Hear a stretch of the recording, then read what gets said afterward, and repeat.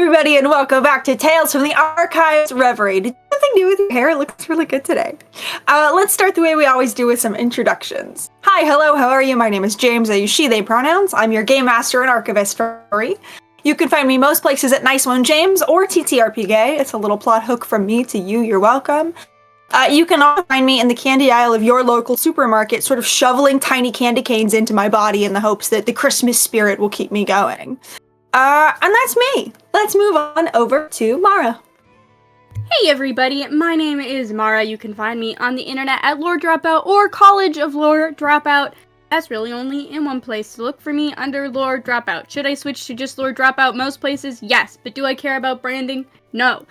You can find me trying desperately to finish 20 more books this year. Reader, there's like 29 days left in the year, so I'm cramming to meet my book goal, but I'm gonna do it, and I'm gonna read so many good books, and I'm gonna be happy about it! Yeah, I love you. Mwah. If anybody can do it, it's you, and I mean that with the highest faith and love possible. You scare me, but I love you. We'll pass it on over to Diana. Hi, I'm Diana. You can find me on the internet at Sapphic Stregonona or just Sapphic Strega, pretty much most places. You can also find me this past weekend doing all of my Black Friday shopping and getting access to free books, audiobooks, and ebooks at a really fantastic place. I don't know if you guys have heard about it. It's your local library, and you can get those deals year-round. So guys, go check it out. Go visit. Get a library card. It takes like 5 minutes, I promise. I would offer to make you one, but you probably don't live near me, unless you do. But I don't know how you would know that. So, good luck. Incredible. Thank you so much, Diana. We'll pass it on over to Briar. Hello. My name is Briar. They, them pronouns if you would. And you can find me continually losing my mind about Bakugo and Solus at the same time on the internet. Like a total normal and reasonable person. I'm not doing anything productive like all these lovely people. Or you can find me on AO3 writing fanfiction until the end of the year. And that's me. Incredible. It's okay. I've played too much Dragon Age this week. I'm shaking your hand. Moving on over to Barnaby. Hey everybody, happy holidays. This is December 1st, and that means that we're in the season. My name's Barnaby. I use they, them pronouns. You can find me all over the internet at that's underscore Barnaby, except on Blue Sky, where they don't allow underscores. It's all one word. You can also catch me every other Friday on Veil of Atheism over on Smoking Glue Guns channel. Incredible. Thank you so much. And last but never least, Jess. Hey everybody, I'm Jess. You can find me on the internet at Seriously. You can also find me advocating for the fact that you can wear pajamas to your AP live stream. You just have to put a sweater vest over the top of them. Exactly, and I'm so glad we're finally talking about it. Incredible. Thank you so much, everybody. Also, VJ is stream producing today, who you can find most places at VJH Creations. We love VJ. Clap for VJ in the chat. VJ, feel free to promo your things in the chat. We love you. Let's move on to some announcements. As always, be sure to follow us on social media. You can find us most places at either Starlight Tales or more commonly Starlight Tales _. Twitter, except for this morning because things were a little bit crazy, but Twitter, Blue Sky, and our fan server get weekly updates as to our upcoming programming. You can find VODs from our past shows over on YouTube. If you're watching this from the future on YouTube, hello. I hope things are normal there. Unfortunately, I doubt it. We also have an Instagram and a TikTok. As I mentioned, we have a fan server. It's a very fun time over there. If you're already in there, hello! If you'd like to yell at us or me or anybody about any of the things that happened today or on any of our incredible shows, that's a great place to hang out with our community and stay up to date with what's going on. We also have a Patreon. If you're already supporting us on Patreon, thank you so much for helping us make the intrinsically queer and trans content that the world needs right now. If you'd like to support us on Patreon, there's a lot of exclusive content over there waiting for you. For a couple extra pennies a month, you can get exclusive live streams, pieces of writing, peeks at upcoming art and campaigns. There's a lot of really cool stuff over there. It's a great time. Also, as mentioned, holiday season. I'm trying to speed run these so we can get into the meat of it. Holiday season is coming up. If you're looking for any dice or tabletop accessories for yourself or as a gift to someone that you love, be sure to check out our good friends over at Die Hard Dice. If you find something you like, which you almost certainly will, they make beautiful things, be sure to use code STARLIGHT10 at checkout for 10% off your order. Speaking of merch, we have some, and it's very cozy for the winter season. You can find the link in the place where you find links. But we have lots of comfy, cozy sweaters that are perfectly soft for lounging around the house and watching a gay actual play of your choice. But I hope it's us. We also have Titty Moon sweatshirts in there. We've got all kinds of stuff from all of our series and the channel in general. It's a great time. Also, for programming, you will not find us here next week. One, because our finale is on Wednesday this week, which is crazy. It's a little 2-for-1 this week. It's a holiday gift from us to you. And after our finale on Wednesday, we're going on winter break. So be sure to keep an eye on our social media or in the fan server to find out when we'll be coming back sometime in January. But other than that, have a great holiday season. Is not on Wednesday. You're right, it's on Thursday. I'm so sorry. Thank you. Finale's on Thursday. We're recording it on Wednesday. But don't come on Wednesday. We won't be here. After Thursday, which is also our birthday here on Starlight Tales, which is crazy, we will be going on winter break. But only one more stream. So I'll say have a good holiday season on Thursday. Put that in your pocket for now. And I think that's all of our announcements. Anything else anyone wants to say? Did I miss anything? I just want to add that you can buy things for people you love. You could also buy things for people you hate. True. If you felt so inclined. Interesting. Let's noodle on that. Yeah. No, it's good. Let's noodle on that as we settle in for tonight's episode of our. Nope, I beefed it. For tonight's tale from the archive.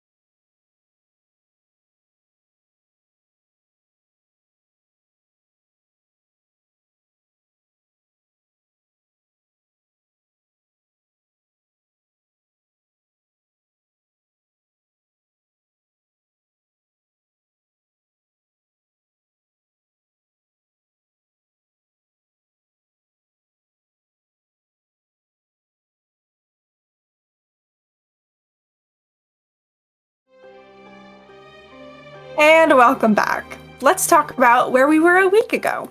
So, last time on Reverie, our party delved into the depths of the castle and found echoes of sorrows past stuck in time. Working together, they pushed through hallways that refused to end and stained glass mosaics of their greatest regrets, and one by one put the remnants of the past and the family that used to live here to rest. And we pick up there. We've got a little short recap today. With the cinders that were once the king of Reverie bargaining for more time fading, with all of you gathered around a small table in the dusty and moth-eaten royal quarters. Elise, before you on this table, where once this sort of like card spread that was your hand lay on the table, they coalesce into one gleaming card embedded with the symbol of a king of hearts as you gain this boon. What would you like to do? I think Elise, like, picks up this card and just kind of, like, looks at it and holds it. And just kind of says out loud to the room, like, you're all too young to, well, most of you are too young to really appreciate this, but it is important. You always have time to play another round with an old person. It doesn't matter if the world is ending, you always have time. It's always important.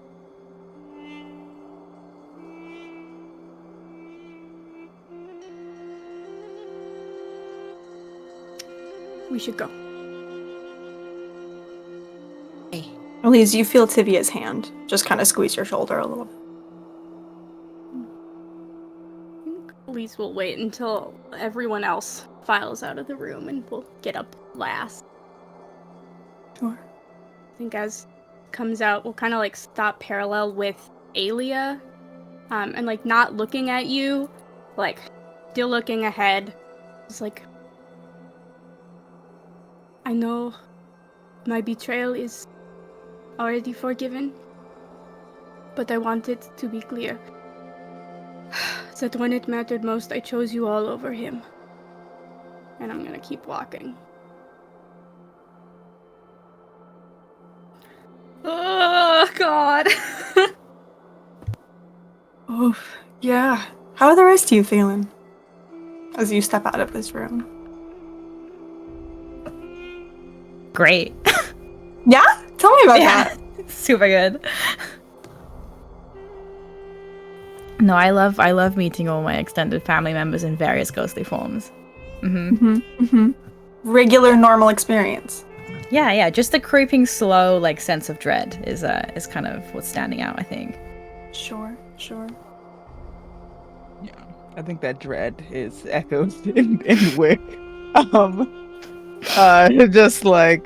Just kind of stone facing it, just walks, following instructions. And I'm like, all right, at least told me to walk. I'm walking. Yeah. I think Lark and Wick like are side by side walking together and mirrored at the exact same time. They just both go. Yeah. Incredible. I think Ori is overwhelmed by everyone's feelings of like grief and dread and is searching anywhere in this space, anybody's face, for any signs of hope and or joy. And maybe not seeing it on anybody else's face kind of pulls from within her a smile, being like, it's me. I have to be that thing. For what it's worth, I think that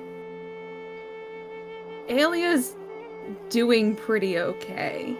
Like, I think that she's definitely holding herself with, like, a lot of that, just this sort of, like, courtly, like, dignity, with, you know, sword at one hip and then, this, crown at the other. So she's kind of ready, and I think we'll just like return Ori's smile. It's a little bit sad of like, yeah, you and me, bud. I think she'll fall back to you and kind of hold your hand while kind of fiddling in her pocket at the rose or the flower that Thorn had given her.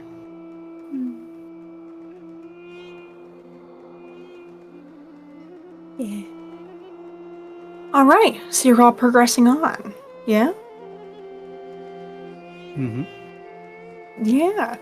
Sorry, I was just really enjoying Diana's face of apprehension there for a minute. Yeah. I feel like I just watched like 3 emotions Happy to go across your entertain. features. Yeah, it's a good time. Yeah, you guys can step out of these like very, very fine rooms, back into the hallway that you were in that was like, very clearly like once housed the entire of the royal family, though none of you feel necessarily like pulled to any of the doors in any direction. But there is the door you came through on one end of the hallway, another door at the other end of the hallway, and then there's like 2 across from you and another on the side that you're on. So there's a lot of doors in here. So yeah.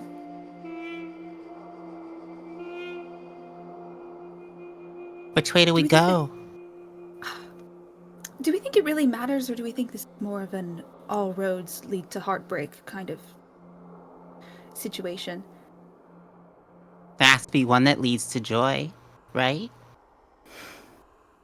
I think that'll be on the other side. Hmm. Well, if you want to test that hypothesis, you just simply open 2 at the same time. It's This is like why immediate response of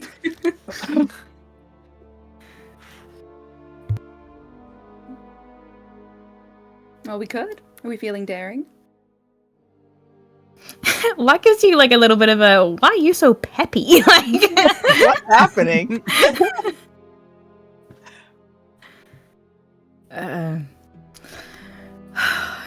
I get looks then from Alia to Wick like, I really put my foot in it just there, didn't I?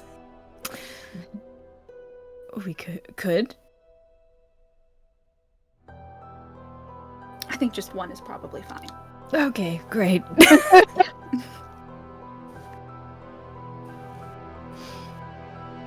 Just open Okay. the nearest one to me. Yeah, sure, you can open the door right across the way. Would you roll me any die and just let me know if it's odds or evens, please? Terrifying. Unless you have a coin or a d2 on hand. Even.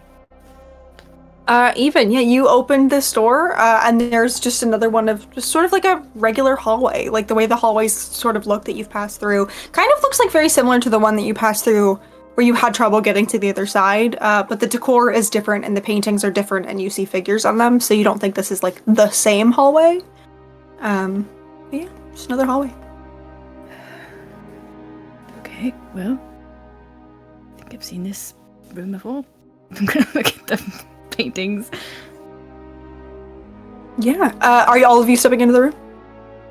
Yeah. Let's do it. Incredible. You all step into this hallway and Lark, take a look at the paintings. You see there's maybe 2 in here and a nice end table with some sort of like wilting white lilies. And the portraits are very much, the paintings are very much like, they seem a little bit less like royal family kind of making and more like official sort of like general art. You see one that appears to be like an official portrait of the king and queen at the time, who you recognize because you've seen the both of them now. Like the king kind of standing behind the chair that the queen is sitting in with like a hand on her shoulder. It's a very like picture perfect kind of like warm domestic but otherwise like completely official royal portrait. It does not look like there's anybody missing from any of them. There's no empty spaces. And the next just appears to be like the gardens of the estate, and they're like prime. You can see just filled with like flowers of all kinds of different like vibrant colors and life and like types of flower. But it also like doesn't seem like there's any figures missing. There's a few kind of like blurry figures like off in the back. But it doesn't feel like there's no like clear empty space the way that there was before.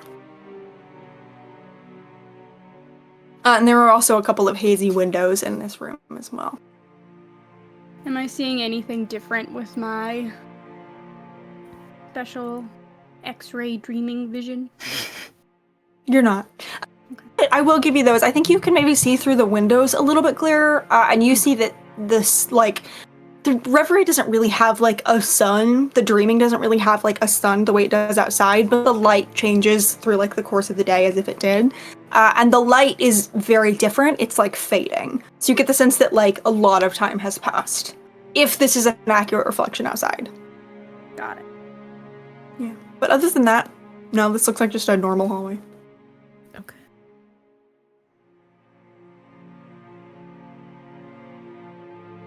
Can I like walk through it normally? It doesn't start going Willy Wonka whoop. No, you kind of reach the middle and you do like a test, like 2 steps, kind of try to like gauge distance. It's perfectly fine. Okay. And you can make it to the next door. The door. Yeah. Yeah. You open the door and you, right before you like touch the handle, all of you hear, not just Lark, the sounds of like what sounds like an orchestra from the inside. Like you hear like piano playing and just sort of the muffled sounds of laughter. You hear a violin. And as you open the door, you are face to face with a music room that is now entirely quiet. You see there is a beautiful grand piano with like very, very dusty sheet music kind of open and a nice like piano bench.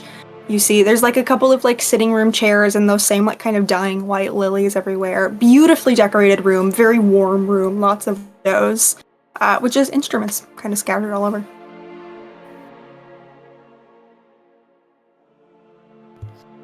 Don't suppose anyone knows how to play. I took piano lessons when I was 12. That was, 180 some odd years ago. Like Oh no. riding a bike, right? You just gotta give it a shot. I think Lark kind of wanders over to the piano and like tests a few of the keys and just kind of under the breath kind of goes, well, yes, I think that's a requirement of being at court, and just kind of like plays a couple of chords. Yeah, absolutely. You play a couple chords. There's like 1 or 2 that are just slightly out of tune, but otherwise like functional piano. And I think you can see like the sheet music that's up, very, very dusty, very like time worn and kind of yellowed. But you recognize the piece as one of the pieces that was like used to teach you how to play piano as an heir to the throne. I think like instinctively hears the out of tune key and just kind of like reaches into like the innards of the piano and just kind of like starts tuning it whilst kind of like reading this music, just like goes into like fix it mode, completely forgets that they're in a haunted castle. I love that. Yeah, absolutely. You can sort of adjust the key, give it another little tap. Sounds just right. What are the rest of you doing in this room? Is there another door? Yeah. Okay. I think Ori is still sort of let go of the alias hand and is just sort of wandering around touching stuff. Thinking about like Thorn playing music. And I think in like her nervousness, she is going to where are you at? I'm going to use a spell called Guardian of Faith. And I'm going to summon a apparition of Thorn to like hold her hand. Oh. You think you could just make me cry on my own TV show?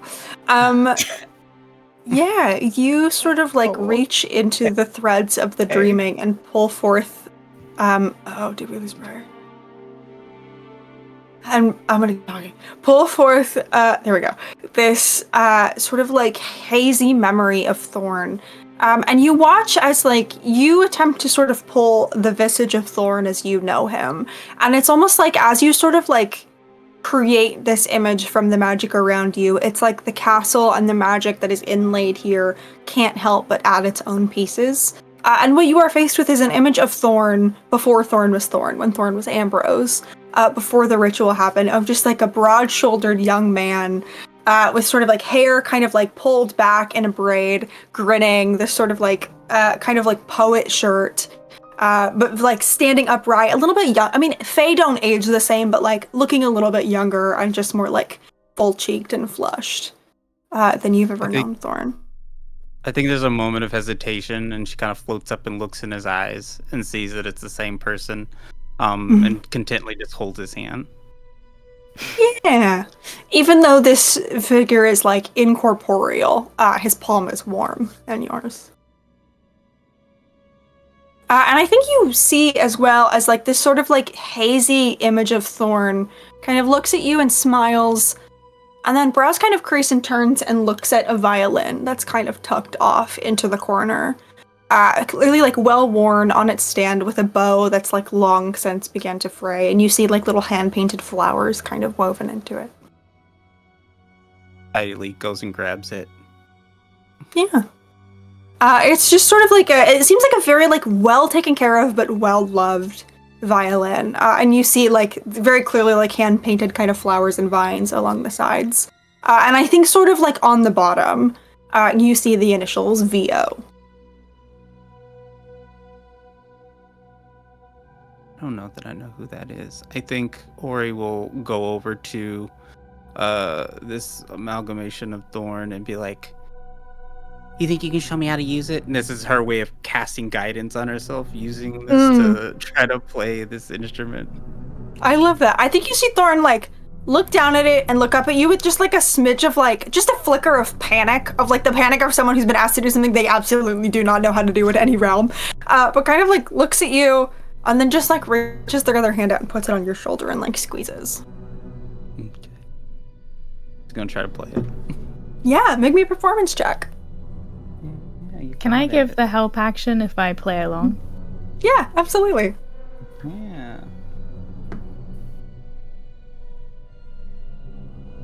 That's a 23. 23, incredible.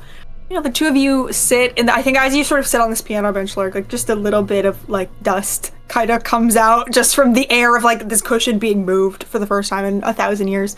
And as the two of you begin to play, I think Ori, like this sort of like muscle memory of this song that you don't really know, but it's like you swear you've heard the tune before, as Ori starts playing the song that is on the sheet music in front of you, Lark, just by pure instinct in this moment.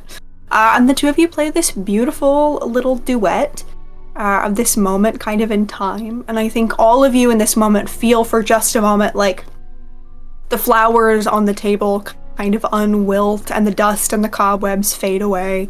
And it's almost like all of you are kind of filled with this feeling of like sitting in a room surrounded by all the people that you love, and all your troubles feel 1,000 miles away, as all of you gain a point of GM inspiration. Huzzah. Parentheses, you're gonna need it. Scary. Maybe it's just a little gift from me to you because I love you. Why you have that gun in your hand? Yeah, I was like just ignore the knife. Talking about. Fine. I'm trying to do something nice. Yeah, and you guys can finish this beautiful little duet, this piece of music. And as you do, sort of like on one of the walls, where as this sort of like illusion fades, the wallpaper begins to peel again, sort of like working its way through like a crack, a door frame appears in the wall. And a handle. I think Lark, who's been trying very hard not to look at this duplicate of his father as a young man, Sure. kind of like coughs and like wipes like wetness from under their eye and goes, dusty. And just kind of gets up, head lowered, and kind of goes over to the door. Yeah, Lark, as you stand at... No, sorry, go ahead. You go. Aelia follows very closely, putting her very large form in between the two of them so they don't have to look. Sure. Yeah. Oh. Lark, as you stand and you take a few steps in the direction of the store, Lark, and only Elise because you still have your dreaming magic thingy, you hear the sounds of like wind whipping outside. I pull my hand back. Oh. Is there a window in here? Can I like... Yeah, there's those kind of like hazy, like arched windows you can try to like wipe the dust off in. Are the Squint trees a like little. shaking in wind, or does it look like... Yeah, No. cool.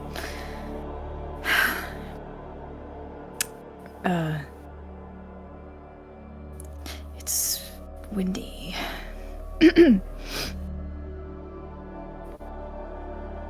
But is it close, everyone? Do you mean that literally, or do you mean that like get ready? Because I Yes. don't have a button on my coat. Okay. Just kind of looks at Lark like, let's do this, I guess.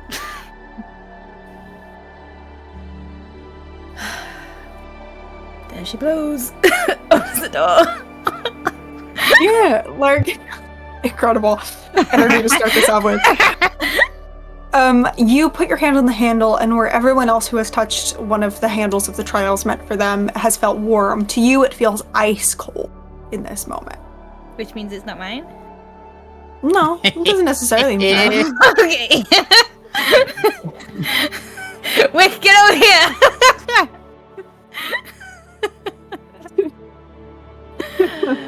Alright. It's right behind you. You got it. You sure you don't want to take this one? Fine, I open it. Yeah, you open it and you are instantly hit with this, like, not like staggering gust of air, but like this gust of air. As you sort of like blink and you realize you're staring like out at the sky, you are very, very high on the like parapets and walls that surround this castle. Great. Is there anything like else, or is it just a sheer drop? Like a sheer drop. There's like like walkways. It's like you're walking essentially along the walls that surround this castle. Okay. It's not like a drop off. I'm not gonna make you jump off a like 4th floor. These gay twinks of mine and heights is just not a combo. All right. Does it look the same to the rest of us? Mm-hmm. Okay. No one's afraid of heights, are they? Oh, that's a spot of good news. Great. Maybe hold hands. Yes. Okay. Just hold their hand out behind them for the first person to take it. Yeah. Gotcha. I'm right behind. We'll walk Incredible. this thing. Are you all stepping out onto the walls of this castle? Incredible. Just because I'm nosy, what's the marching order here? I know I've got Lark and then Aelia. Elise will be as close to last as possible. If Okay. anyone else wants last, they can have.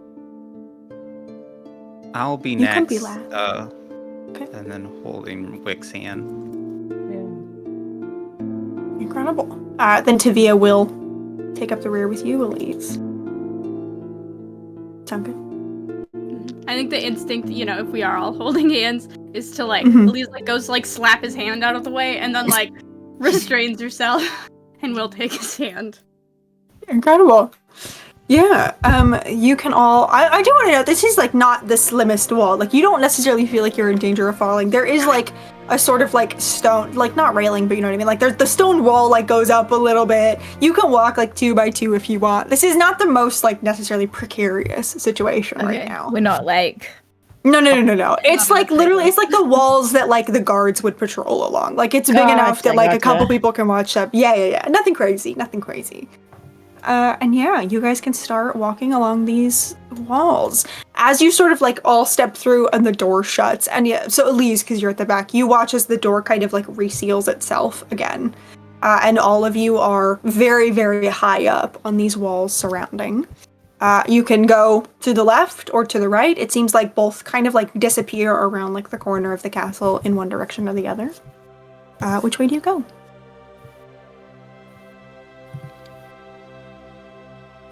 I don't know. You're in front. You gotta pick. Yeah. I think very like unlike everyone else who's had a trial, Lark, you don't feel pulled in a particular direction. Slay. Yeah.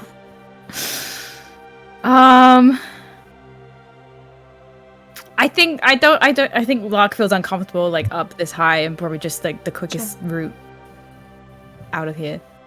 Sure, yeah. You can kind of like continue to the right then as you've stepped out and everyone has sort of like filed along with you. And you can start walking. All of you have like a really nice view of sort of like the castle grounds from this area. And I think you think that like back when, the flowers were blooming and the fog didn't sort of cover everything, this probably once had like a really beautiful view of the kingdom below and the people going about their day. And now your view is sort of, dead flowers and wilting bushes and just that sort of like endless expanse of shimmering purple fog and mist that has just covered everything in this area. And even this high up, like every breath you take, you get that sort of like humidity in the air, like condensation that comes from like being in fog. And like breath is a little bit heavier up here as well. But you guys can start to walk. Is there anything anyone would like to do as you're sort of walking along this path?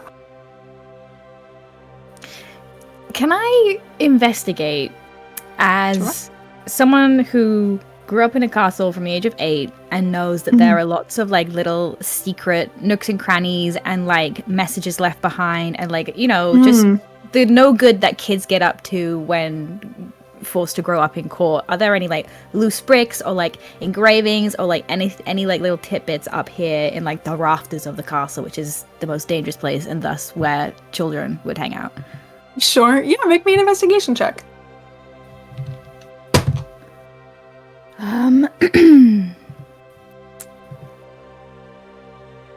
16? 16?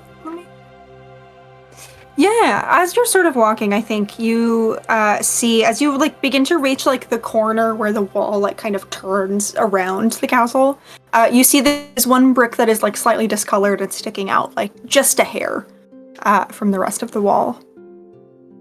I'm gonna like shoot back like a naturally kind of like a childlike grin at whoever's behind me and like loosen it. Yeah, you can start kind of working it free. It comes free pretty easy. I will note, Alia, you don't see anything. As so I look insane. Elise, from far back, you can sort of see like that illusion. Alia, I think you can see like there is like weight in Lark's hand as if they are holding something, and you are familiar enough with like the nature of the trials to sort of have an idea of what's going on, but you can't necessarily see like what he's holding. He's pulling it out of the wall, so it's like 50-50 a brick or something crazy. But yeah, Lark, you can sort of like ease this brick out of the wall, and you see a sort of like folded up piece of like yellowed parchment kind of tucked in the back. I think under his breath, he's just like muttering to probably like Alia, but also like no one in particular. Like, I used to hide things in the castle all the time when I was a child, and I once kept a nest of little robin eggs alive for a little while, and kind of like opens the parchment to read it.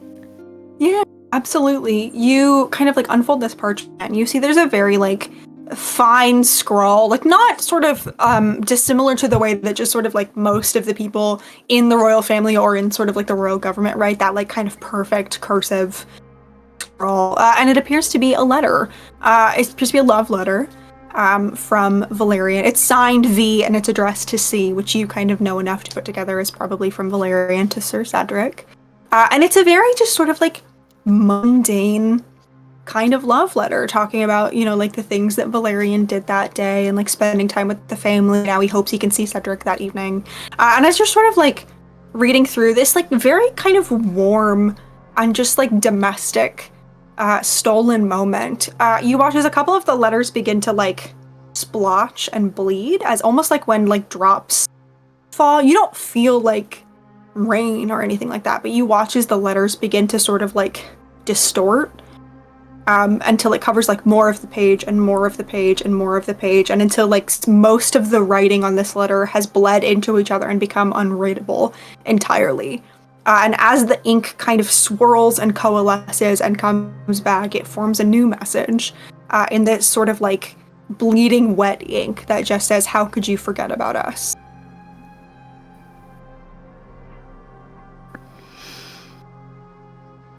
Okay. Would Elise and Lark, would you make me a perception check, please? 17.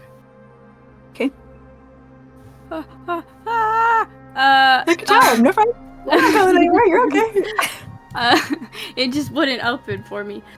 Sure. Hold on, it's the skill. Okay. 23. Because it's a skill I applied my boon to. But I see. John said no. It's just +1. You don't add one. It's just so I had to go. There's a whole. I'm thing. with you. I'm good. I got you. Yeah, I think Lark, you're sort of like watching the letters form, and so you don't necessarily catch this. But Elise, you sort of hear like the sound of like scuffing shoes on stone from above you. And as you turn, you don't necessarily see anything, but you note that like there are more kind of like walkways and parapets in some of the turrets above. And you hear the sound of like what sounds like a couple feet moving. And at this time also, Aelia, you have your dog, correct?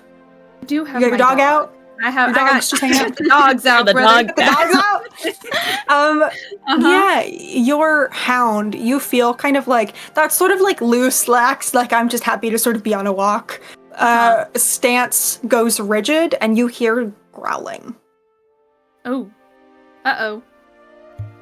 I think that one hand is immediately on her sword, and she is kind of just like scanning the other like walls and parapets, and is just looking out for danger. Make me there perception someone check with above? disadvantage. Oh lord, disadvantage. Yeah, you can't see it as easy as our friends here with the ability to see it. No, messed up. Oh, I did so bad, but my perception's so No. good. 17. 17, you don't quite catch it. Fuck. Okay. Elise will kind of say in a hushed tone, so hopefully no one above can hear, but just like, is there are people walking above us? Just so we are all. Handsome doesn't like them. Delightful.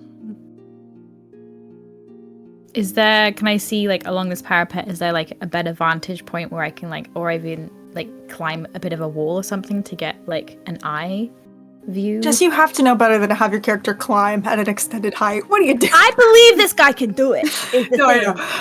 know.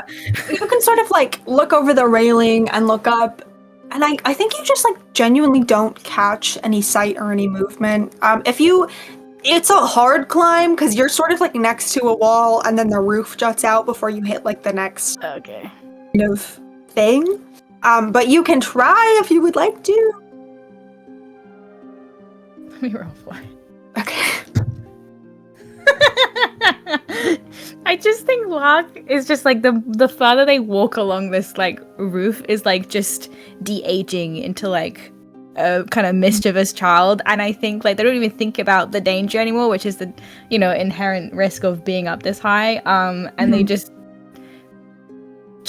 yeah, like a kid on a jungle gym is like, oh, I see something interesting, I'm gonna try and get there, and don't realize that they're like 100 foot up in the air and stuff. I mean, Yeah, absolutely. Would you roll? Oh, never mind. I see. I misprocessed what you were rolling for. You're fine. Yeah, you can sort of like start looking and like trying to gauge the handhold situation here. Would you make me either an athletics or an acrobatics check?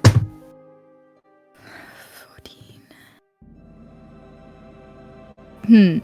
I have a +0 or a -1. Can I So try to that's give a help action? Sure. You can sort of like, Give me a boost. if you want, like lift Lark. You're taller than there's them. a You can half like. second roll where boost. she's just like in a tone that is like very concerned and almost like chastising. It's just like, Lark. Fuck. Okay, fine. And we'll get down to like give. That was a nat absolutely. 1 on the second roll, so I'm just gonna stick with 14. Fuck! God damn. Oh, babes.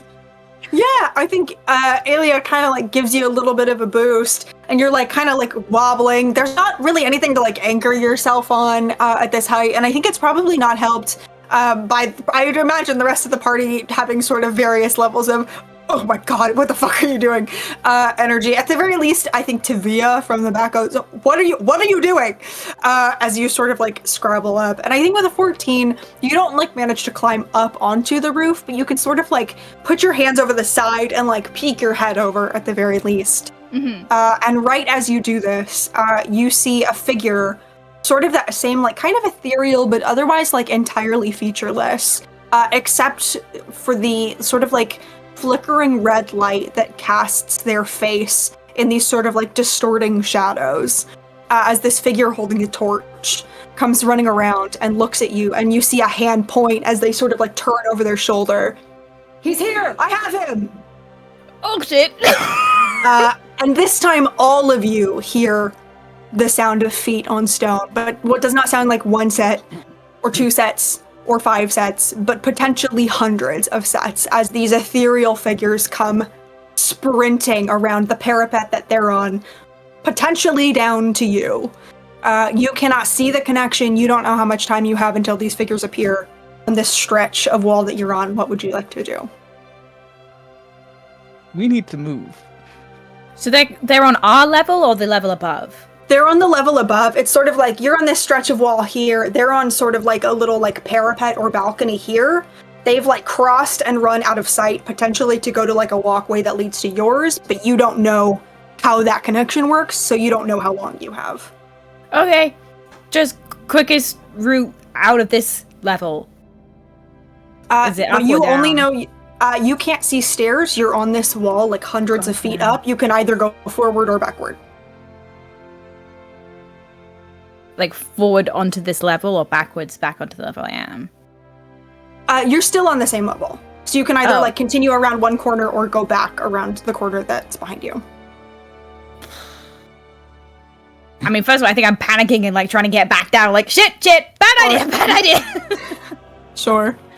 Oh, can I hear like from which direction like footsteps are coming and go in the opposite direction or like? Yeah, you can make a perception check if you'd like.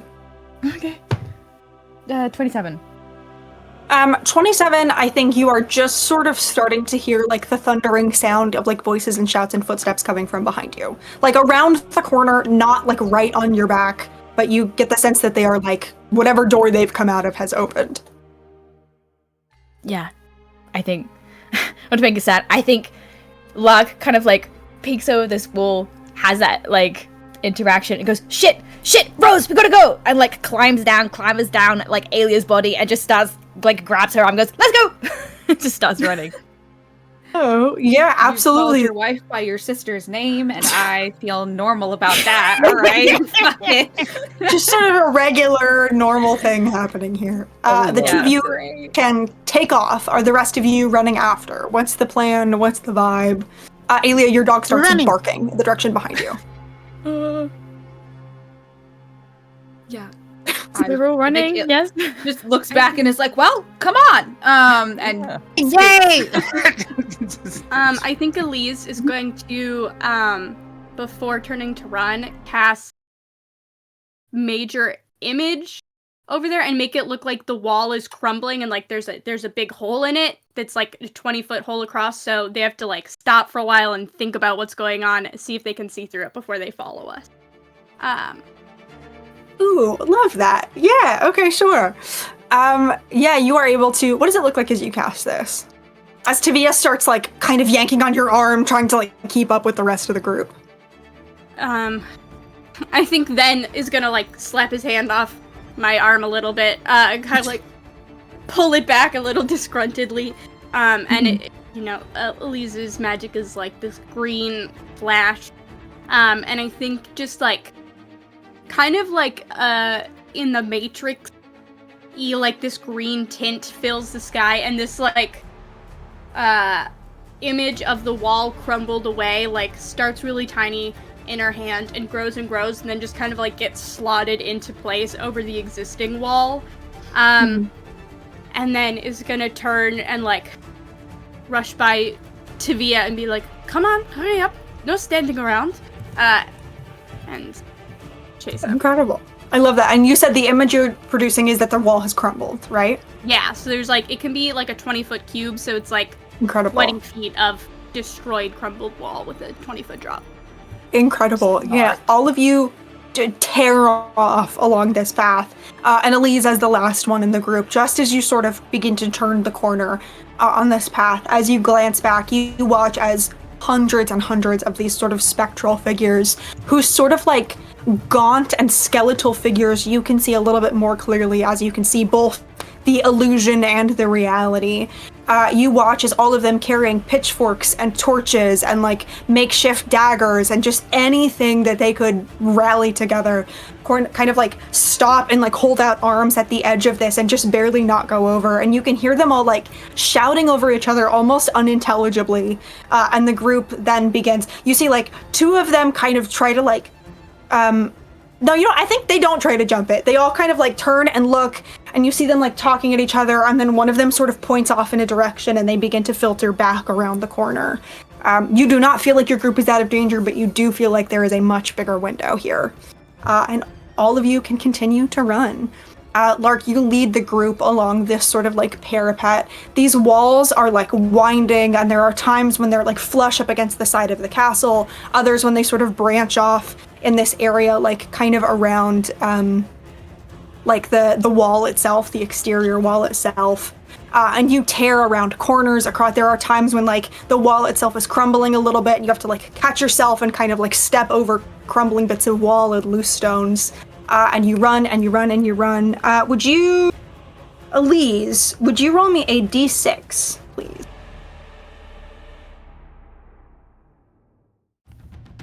5, incredible. So you make it like a good 5 minutes of running before you all begin to hear the sounds of people kind of thundering in the distance again. Is there anything anybody would like to do in this window of not getting the shit kicked out of you that Elise has afforded you? Let me look at my spell list. Give me just 1 second. Yeah. Take a little. I'll take a little sip of my matcha. I am going to use my channel divinity, Sun's Kiss. So for the next 10 minutes, I'm taking 3 willing creatures. Who wants an AC bonus and some advantage on magic saving throws? Raise your hand. You cut out a little bit on that. AC bonus and what? Okay. AC bonus and advantage on magic saving throws and resistance to radiant damage. Who needs it? Lark has no choice in the matter. He is getting it. And I'll also give it to Ori and Elise because I feel like they need it. Perfect. Then in that case,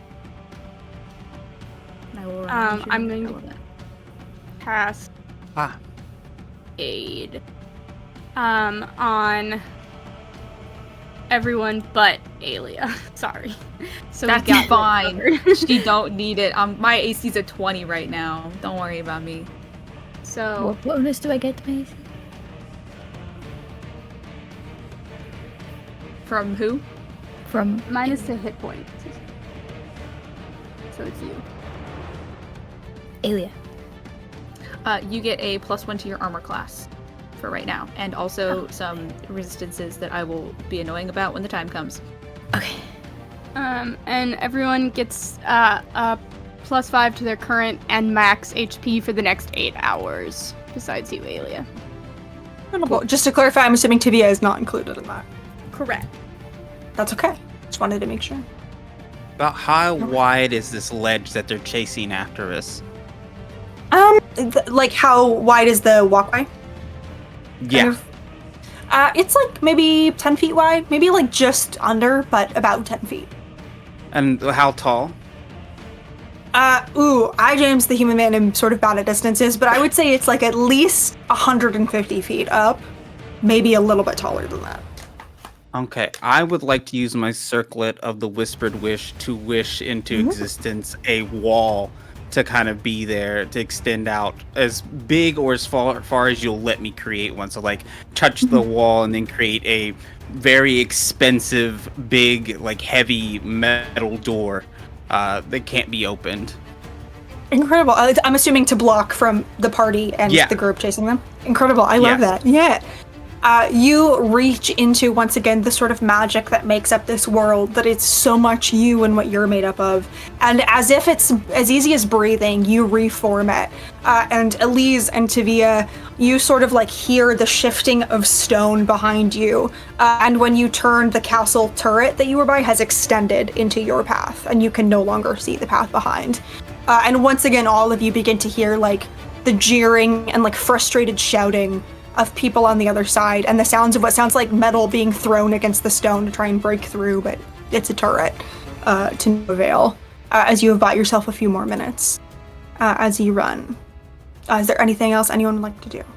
Can I make, like, a perception check? I want to try and hear, I want to try and listen to the shouts and try and discern, like, who they think we are. Do they think that we're ourselves or someone else? Are they saying anyone's name? Are they referring to anyone? Like, what are the guards being ordered to do? Yeah, absolutely. Without even a check, because this is your trial. I think what you sort of hear are, one, you don't get the sense that any of these are guards. These appear to be just sort of like the everyday citizens of Reverie who have mustered their pitchforks and their torches against you. And mostly what you hear are shouts of like, there's the king, get him, get the king. They seem to be like shouting specifically as you are a member of the royal family. Oh, that's different than I thought. Okay. Okay. How many minutes would you say I've bought us? Roll me a d6, please. That is a 5. You've bought another 5 minutes. I would like to take 1 minute of this to draw a magic circle on the wall, and I'm going to have it repel fey creatures. Ooh, love that. Yeah, incredible. You can absolutely do that. What does it look like as Ori does this? Ori Same like spell part. claps their hands together, and water sort of forms between it. And it's almost like she's smearing paint on the wall, but it's water. She like freezes it and then whispers into it, "I wish for no fey to pass." And then it sort of blinks like a bright blue. She kisses it and then turns and runs over to Wick. I love that. Absolutely. Wick, what are you up to? Reminding myself that I have my paladin aura. So for everyone within 10 feet of me, whoever that will be, friendly creatures within 10 feet of me, plus 2 bonus to saving throws. And you can't be charmed or frightened while you're in 10 feet of me. That's just always, and I always forget because it's just ongoing. As long as I'm not. No, that's fair. Incredible. I think like Locke is like pelting ahead with everyone, and then as soon as they like clock that like the people behind them aren't guards but are like civilians, they like slow to a halt. Sure. And just like stop in their tracks. And I think are frozen. They kind of like look behind them. And I think they just stop running. Yeah. All of you watch and sort of like, I think, like cartoonishly stack up behind each other as the person in the front very abruptly comes to a halt. Are we stopping? They're just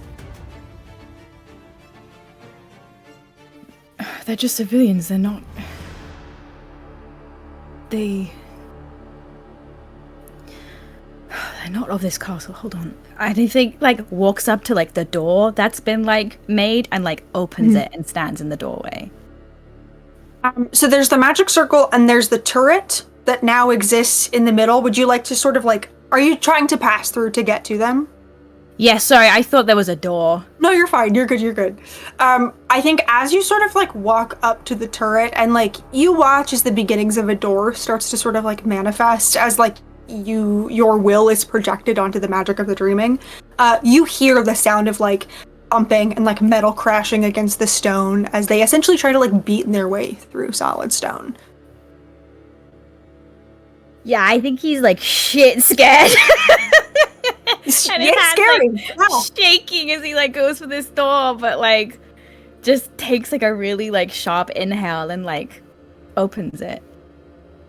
Yeah, you open the door and you're sort of like standing in a room that is almost like half put together as this magic essentially like summoned it and any like scrap of room that could make up this structure. So you're sort of like in like, you see there's like a dining room like chair and a table, but the table's kind of like split in half. And you see like, I think the piano from the other room, but like one of its legs is broken and it's on his side as the dreaming has like scrambled to create a room out of nothing. And from the other side, you can see there are like windows and you can't quite see the figures, but you see like the hazy outline of like fists beating on glass. And I think you also feel Tavia's hand on your arm, just like Hey, but I don't, your choice, but I think maybe that's about it. They want something. They want to speak to the king, so let them. I think they want to talk to the king. Just sort of the vibe I'm getting. Well, maybe the king hasn't wanted to talk to them. Maybe that's why they're angry. Mm-hmm. Okay. Yeah. Can't run away from things. I just barges through. I think over his shoulder turns and looks to you, Aelia, with a look of like, help! Of just like, I think it's a raw panic, honestly, is what it is, as Lark steps into this room. I think that like Tavia does not have to look far because she's Sure. fucking right behind them, and it's just like, well, fuck, we have to either do this together or not at all. Okay, fine. You just need to explain what exactly we're doing, my love. I'm trusting you. And we'll follow. Sure. Absolutely. Is anyone else stepping into this room? Or he's gonna grab Wick's hand excitedly. That's our king! He's gonna run in behind. Oh. I think Elise will kind of put like a grandmotherly hand on Tavia's back and be like, come on, and like push him through a little bit. Yeah, absolutely.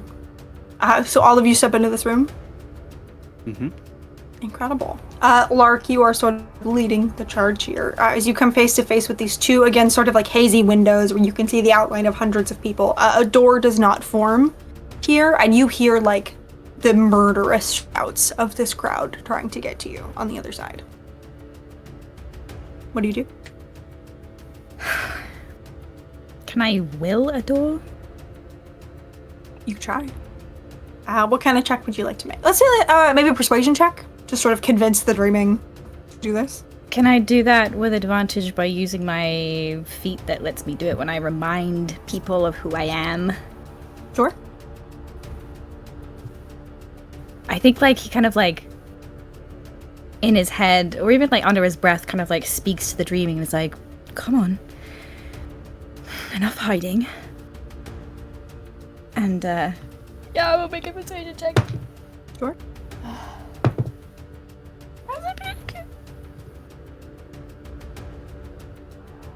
+8. Oh god, I hate it when I have to add 8 to things. 23. 23. You sort of like extend your will into the dreaming. And, you know, you've done this a couple, not often, but a few times. And you sort of feel it begin to like give in to like your will. And you watch as some of the stones begin to part. And then it stills and there's a moment. And you feel like a crackling in the air, like electricity, as the rage of the crowd outside overtakes your will. And you are going to take 1 point of psychic damage. I rolled a 1 on a d4. 1 point of psychic damage as the dreaming essentially shoves you out and locks you out in this moment. Would everybody please make me a dexterity saving throw? With all of the paladin bonuses, so that's a 2 for Wick. Is it a 4 for Aelia and Elise? 3. 3 for me. And what's Elise's? Great question. You can do this. Your charisma modifier. You got it. You got it. Bring it home. You got it. Do you want me to open your sheet and look? I think I might be illiterate, guys. I can't read any. It's okay. words. Here, I'm racing into your sheet. I got you. Where is it? What are you looking for? It's a +3. +3. So we're gonna add Hey, a. James, I have a it's another +3 for me. Oh, thank you so much for telling me. I appreciate that. Incredible. So be sure to add a +8 total.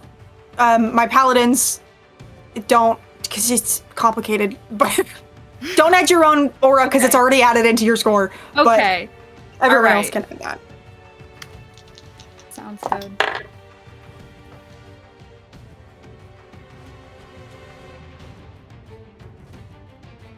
Oh lord. Yeah, okay, that's a big number. Did anybody get below 20? Yes. Together forever. You beloved. Oh, it's okay. TVA did too. So you're all in good company. Who got over 20? Did anybody get over 20? Yeah. 20. Alia, something bring it stupid. home. Girl. Something fucking stupid. Stupid high number. Incredible. So all of you, as you sort of step in this room, you see like Lark kind of wince, and the door that was manifested into existence slams shut behind you. And a second later, the ground beneath your feet lurches and sways and crumbles as all of you fall as this turret falls to the ground. All of you, so everyone except for Alia. I'm not going to do the full 150 feet of falling damage because that's sick and fucking twisted. You could, because that's so many. No, because I'm about to hit you, so I don't want to I don't want to start to though. You know what I mean? 19. If I have to stand here and watch Jess's twink fall from a great height and be unconscious on the ground one more fucking time on this goddamn channel, I'm gonna quit. You have a brand. Just what? Alia, you take 15 points of falling damage. Okay. Everybody else, you take 30 points of falling damage, and you are prone as you hit the ground with a slap. That's my bad. That's my bad. As you all fall into this courtyard that you were just sort of overlooking with its dead bushes, but you're in sort of like, you're surrounded by walls, and you watch as like the scraps of the turret kind of fall around you. You're surrounded by rubble and like the dust that comes with sort of demolished buildings. And there is a second of silence, and then from all around you, you begin to hear that same jeering and chanting as these figures manifest from thin air, from every doorway, every shadow, every archway surround you. But none move to attack you. They just sort of stand in a circle and jeer and cheer. And there's just a moment where you're like, okay, all right, okay, maybe I can talk my way out of... And then you watch as a big piece of rubble begins to shake, rise and stand, and another comes and joins it, and another comes and joins it, and you watch as these pieces of rubble and this turret come together and rise until you are standing before a 10-foot tall creature of stone with the turret on its head like a crown, and it looks down at you and it roars. Can everyone roll me initiative, please? Thank you. Sure. I love you. Ugh. Yeah? It's a good sound. Gross. Bad. Number's bad. Did we all roll bad numbers? I rolled Oh. okay. Okay, incredible. That's good. Nothing's a bad... The thing is, it's not a bad roll if we all roll bad. You know what I mean? Exactly. Are we I ready for me to start calling numbers? Yeah. 30 to 25. That's okay, it was a long shot anyway. 25 to 20? Oh, my friends. 20 to 15? Yeah. Yeah. Would you roll? 18. 19. 18 already? Incredible. Turn on keyboard. I need you. Thank you. Wick is 19. Mhm. Incredible. Anyone else? 20 to 15? 15 to 10? 10. 10. Incredible. Oh, hi. We'll let Lark go first because it's his trial. Yep. Incredible. And then, stone guy. and then Elise, what'd you roll? I got a whopping 3. 3. Hey, save the best for last. You know what I mean? It's okay. Incredible. But I appreciate that you rolled a 3 because I tried to space out my NPCs and otherwise they would have been back to back. So thank you so much for rolling a 3. You're welcome. Incredible. So that means top of the turn is actually a lair action on initiative count 20, which is really funny to me. Oh god, where is it? Oh god, wait, I can't read. There we go. Okay. As you are all sort of like in this moment with sort of like the thudding of pain sort of through all of you except for Alia, who landed on her feet like a pro. The 3-point landing, I think. Very hot, very sexy. You are all sort of like in this moment, like you look on this figure and the ways that like the shadows in its face almost cast like expressions that shift from moment to moment. And all of you feel this like flood of like thundering, hammering rage. For the next round, for all of your melee, ranged, and spell attacks have a +5 bonus to both damage and attack rolls, as you are furious. Not like, and you don't feel compelled to do anything you wouldn't normally do, but you feel like the thundering anger that is not quite yours. I'll give you the one nice lair action right off the bat. The Can I whole get that in writing in the chat? Yeah. Yes, I absolutely you immediately went Thank to one ear, you. not the other. That is okay. Nice. After the lair action is Wick. I will copy paste that and put that in the chat. But Wick, it is your turn. What would you like to do? You are prone. Man. Wait, I just had this. What I wanted to do. So we're prone on the floor. I attempt to use Knight of the Forgotten Realm, that feature that I have. About that. You can alter the environment around you to better suit your needs. As one beloved by dreams, you are empowered in your efforts to protect the land and its inhabitants. 3 times per long rest. As a bonus action, you can alter the environment around you in order to better suit your needs. Depending on the intensity of your requests, you may have to make a persuasion check. If you succeed, the magic of the dream will do its best to follow the letter of your wish. Oh yeah, what would you like to do? Yeah. We're all sort of like prone, and like this creature is like how much? Like Right, this creature is like 10 feet above you, and we'll say I'll roll to see. Yeah, you're like 10 feet from it is where you've landed. Okay. Essentially, like, understands the nature of this trial. We're probably gonna have to fight through this thing or whatever. Just kind of asking for like a tower to put us like at least like eye level with this creature for us to all just be sort of shot up into like a tower. Yeah, that is easy enough. I won't make you roll for it because 10 feet's not too bad. All of you feel once again as the ground begins to sort of shake beneath you. And for those of you who are not Wick, I think there is that spike of fear of like, oh God, is the grass gonna drop us too? But then you feel in a much like gentler manner as the like grass and stone paths beneath you, like 2 gentle hands lift you 10 feet into the air. You guys are kind of scattered in like a 30-foot area around where you've fallen, and that entire 30 feet is now raised. And this thing doesn't have eyes, but at like eye level of this fragment. Incredible. Is there anything else you'd like to do on your turn? Did Ori fall? Who fell near me, I guess? Like, where? You would probably be near Ori because you were holding hands with Ori. Yeah. We'll say Ori's like 5 to 10 feet behind you. Amazing. I'm gonna heal those 30 HP. You can lay on absolutely do hands. Become unprone, and that'll be my turn. Incredible. Absolutely. You can stand, heal your wife, manipulate the fabric of reality. Incredible. Thank you so much, Wick. It is now Ori's turn with the fragment on deck. Ori, what would you like to do? I'm going to stand next to Wick. I'm going to begin to mutter, I wish to be protected, and I'm going to cast Spirit Guardians around me. It is a bunch of fish are going to pour out of me, and it's going to form this like giant like water cylinder with a bunch of goldfish and koi sort of spilling out all over the place. And I'm going to just direct my Spirit Guardian, because I have a Spirit Guardian and the fish, to sort of stand next to Wick. So yeah, we're ready to go. I'm just gonna stand behind Wick and kind of rub the small of his back. You got this. Oh, Fish Spirit Guardians is, I think, maybe the favorite string of words that anyone has ever said on Starlight Tales. That's incredible. Thank you so much. Anything else you'd like to do on your turn? I don't think there's anything else I can do, as I've used my action, bonus action. That's okay. Would you like to stand? Yeah, no. Did you say that and I forgot it? Incredible. Yes. Incredible. So you can sort of stand up, cast the Spirit Guardians. Phenomenal. That is Ori's turn. It is now the fragment's turn with Lark on deck. You watch as this fragment that has sort of manifested in front of you, with one hand that's sort of like jagged and sharp, almost like a sword, and the other that is more blunt, kind of like looms down at all of you. What does he want to do here? Nobody has hit him yet.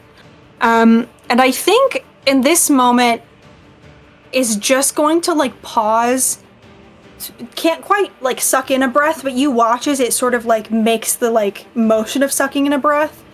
and roars. Would everybody please make me? Actually, you are immune. You guys are all immune to fear, right? From your 3 paladins. Yep. Then actually, never mind. You feel there's just like a moment where your stomach drops, and then it is dissolved as this creature attempts to frighten you and cannot. That is the fragment's turn. It is now Lark's turn with Aelia on deck. Lark, what would you like to do? I don't friggin' know. The monster didn't attack me. Okay. Can I make an insight check on the monster, please? Sure. Wait. Actually, let me figure out if I need to do this first. Hold on. I've never read anything in my life.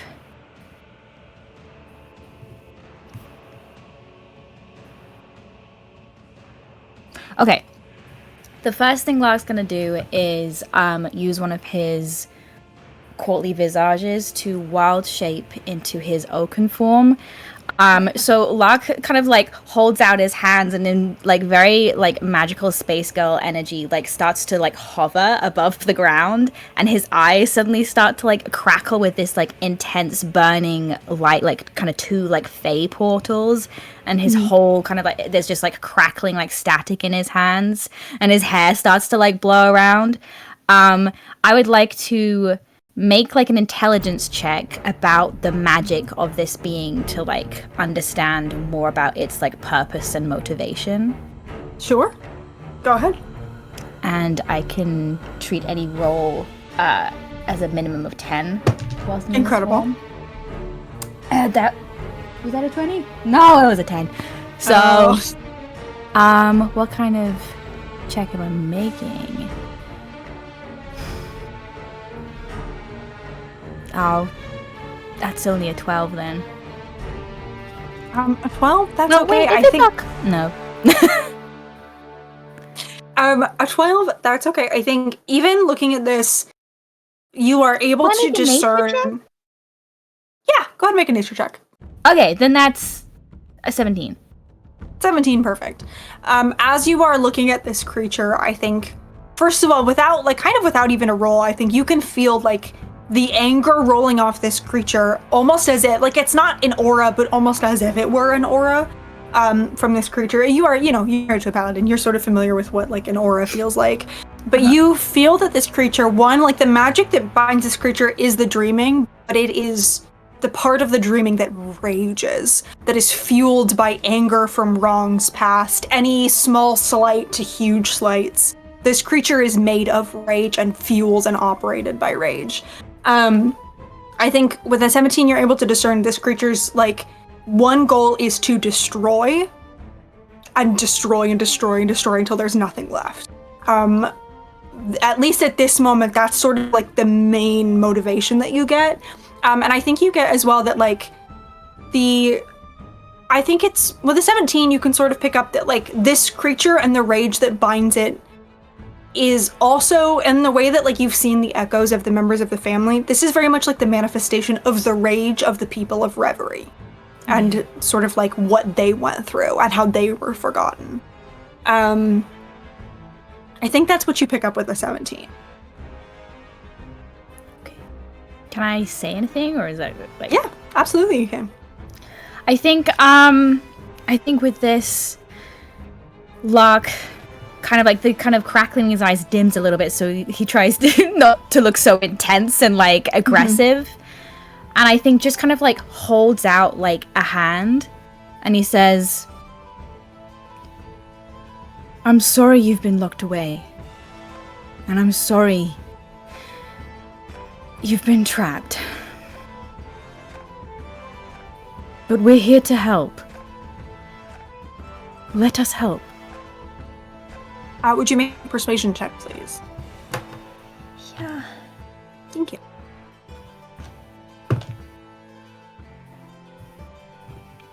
That is a 22.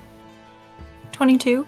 You sort of like, there's a pause and you hear like the jeering of the people around you kind of like pause, and you hear like whispers as they sort of talk to each other, and you see like the moment where the creature like freezes, and then once again, like, the shouts kind of start and continue as this creature, like, continues to manifest. You get the feeling that, like, extending a hand in this moment has somehow impacted the way that, like, the rage that makes this creature up. I'm gonna say this sentence over. You get the feeling that, like, you extending a hand in this moment instead of attacking has impacted the way that, like, this creature operates and is able to manifest, but that impact has not done enough yet, essentially. Okay. Does that make sense? Yeah. Okay. Then Incredible. I Is there think I anything turn else? to the rest of everyone and say, Mhm. no one attack. Tavia looks at you like you've grown a second head and goes, huh? This is not our fight. Okay. Yeah. Cool. That's the end of my Incredible. turn. Incredible. That is Lark's turn. It is now Alia's turn with Tavia on deck and Elise after Tavia. Alia, what would you like to do? Reevaluate the turn I was going to take here. Or And beep, beep, beep, back it up.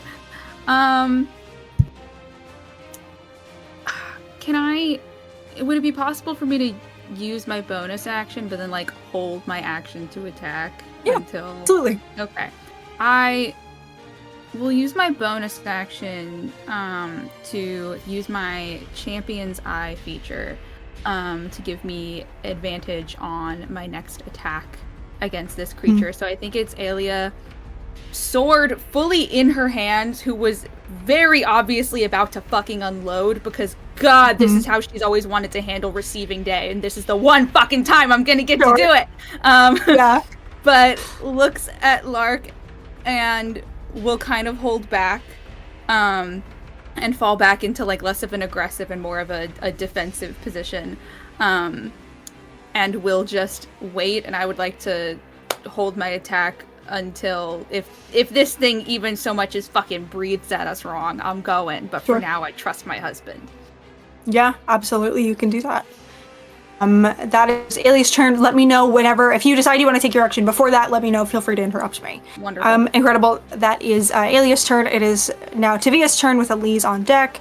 I think you all watch as Tavia, who is kind of like staring at Lark with like a concerned kind of intensity, like takes a big breath and turns back to this thing. And I think very similarly to Alia, like was prepared to like launch into this and try to like distract and do the damage he could. And like instead like white knuckling this rapier, looks on this creature and looks back to you, Lark, and looks back at it and just like tense it. Actually, I lied. I think kind of like tenses, and instead of holding an action, is just gonna cross. He's gonna stand up because they were on the floor. He's gonna stand up and use the 15 feet of his movement to come and stand beside you, Alia, and is gonna put a hand on your shoulder and squeeze it and cast haste on you for his action.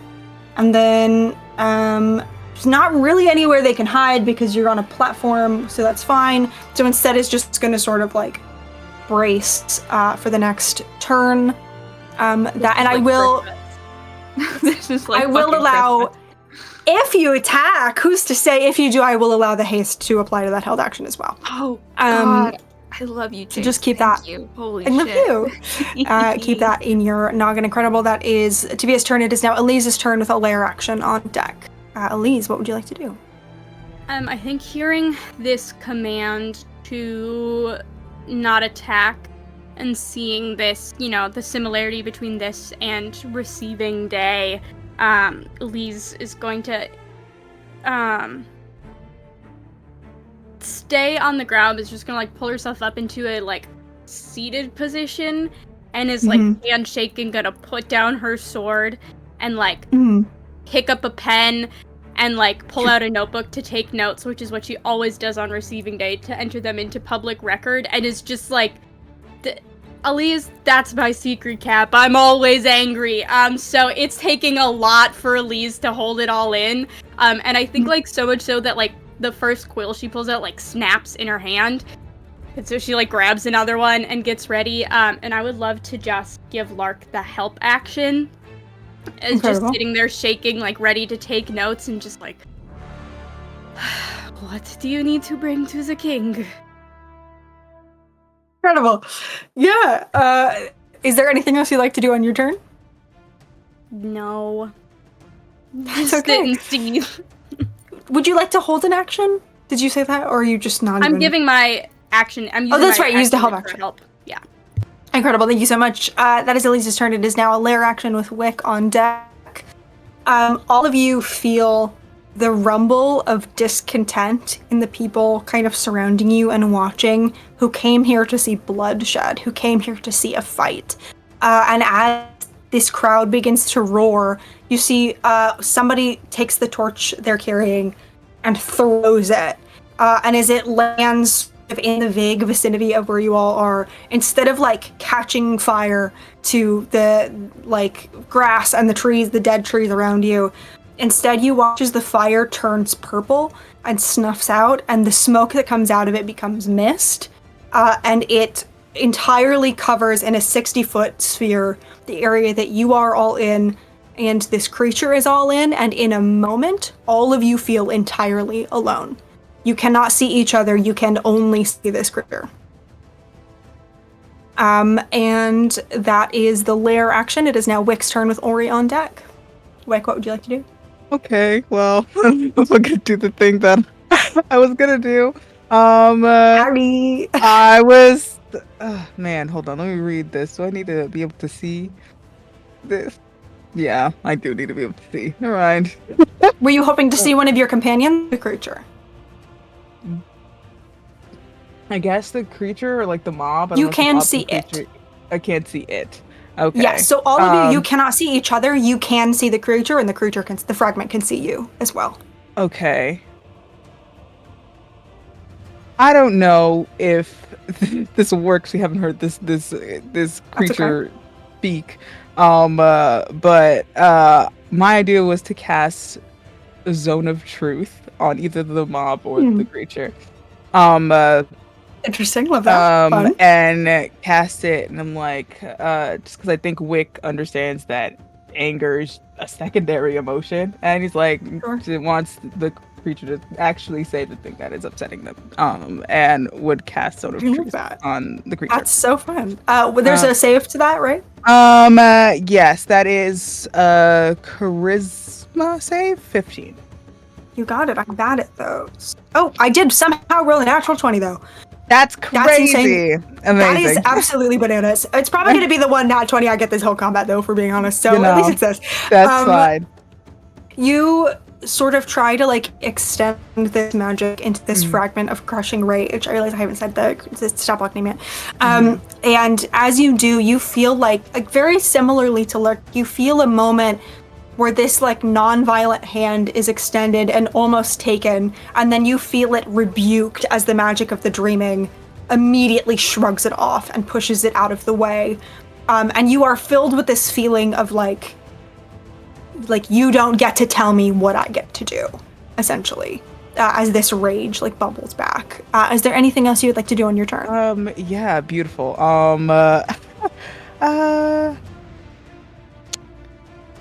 I don't know. Like I can't see Ori, but I know Ori was right behind me. Like, is that still true if I reach my hand back? You reach your hand back, you don't feel anything. That's lovely. Okay, don't panic, King. Okay. I'm crying. Beautiful. I think, man. I think honestly, Wick has the first moment of like genuine panic here, because he was given an order by his king not to attack, and therefore is paralyzed by not being able to do anything, and does not know where he is. So yeah, I think he starts to panic a little bit, and that's gonna be his turn. Okay. Thank you so much. Ori, it is now your turn with the fragment on deck. Also, Aelia, if at any point you would like to take the fragment is next, but if you want to take your action at any point, let me know. I know your turn's starting to come up, so feel free to interrupt me. I'm waiting to see if he starts swinging. If he does, I'm gonna give him a who's there and a what for. You got it. Then Ori, it is your turn with the fragment on deck. Okay, so Ori's by herself with her fish and her Yes. iteration of Thorn. I think there is also that instinct to reach out for Wick. Realizing Wick's not there, we'll look at the creature. She's not scared of it, because her king's not scared of it. So I think she's going to drop the fish, and she is going to cast Calm Emotions, and slowly just start like walking towards it. Sure. There is a save to that, I believe, right? Yes, it's a Charisma Actually- 18. I'm so sorry. Is it charm effect? Calm Emotions? Does it say?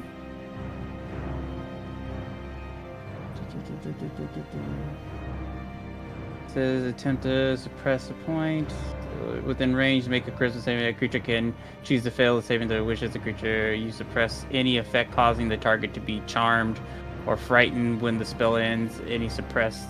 Okay, so I think it does act as a charm. Okay.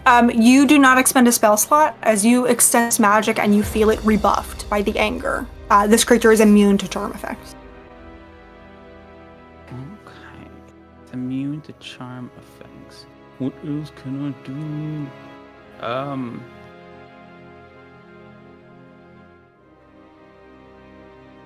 And I will I have that can help.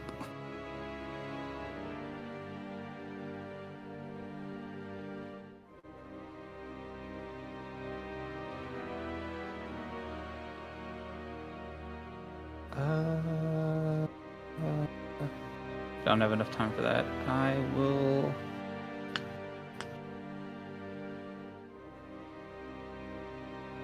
Can I cast Dispel Magic at level 4?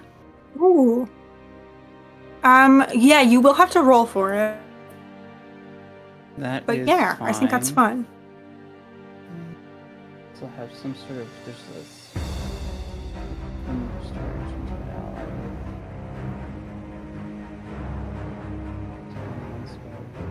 Actually, I want to take that back.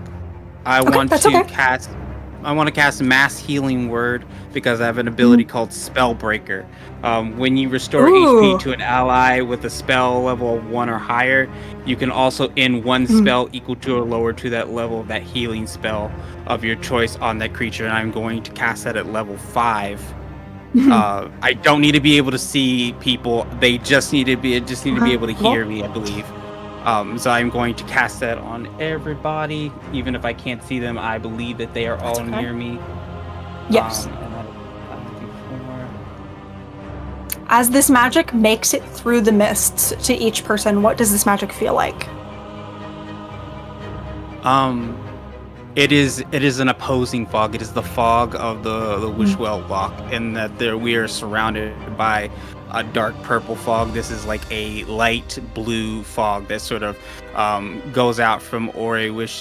She got a praise into her hand, says, "I wish that everyone would be okay," and sends this mist, this gentle mist, and it smells like the loch on their face. I love each of you from your place, like isolated in the fog, entirely on your own, except for your rage and this fragment of rage in front of you. Gets this sort of like feeling. You feel the rage sort of like dim a little bit. The buff is still there, but you feel it dim a little bit, and you watch as this mist kind of comes through and carves a path. So you can now see each other. The rest of the mist is still there. If you move, you will be cut off, but you can now see a pathway to everybody and still the creature. Incredible. Thank you so much. Or very cool turn. It is now the fragment's turn with Lark on deck. The fragment kind of like looks down at all of you, and in a voice that is the echo of hundreds and hundreds of people, it shouts down to you. You don't get to quit. You don't get to stop. Fight me.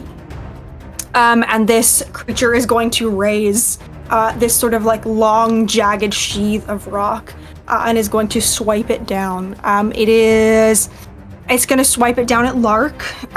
First attack is a... I'm coming. That's a... Incredible. We'll get to you in just 1 second. Let me do my attacks and we'll circle back. Yeah. That is a 21 on the first attack to hit you, Lark. With your new AC, does that still hit? Okay. That's okay. Second one, I'm gonna roll my attacks first, just because that's easier for me. Oh, probably not. That's a 13.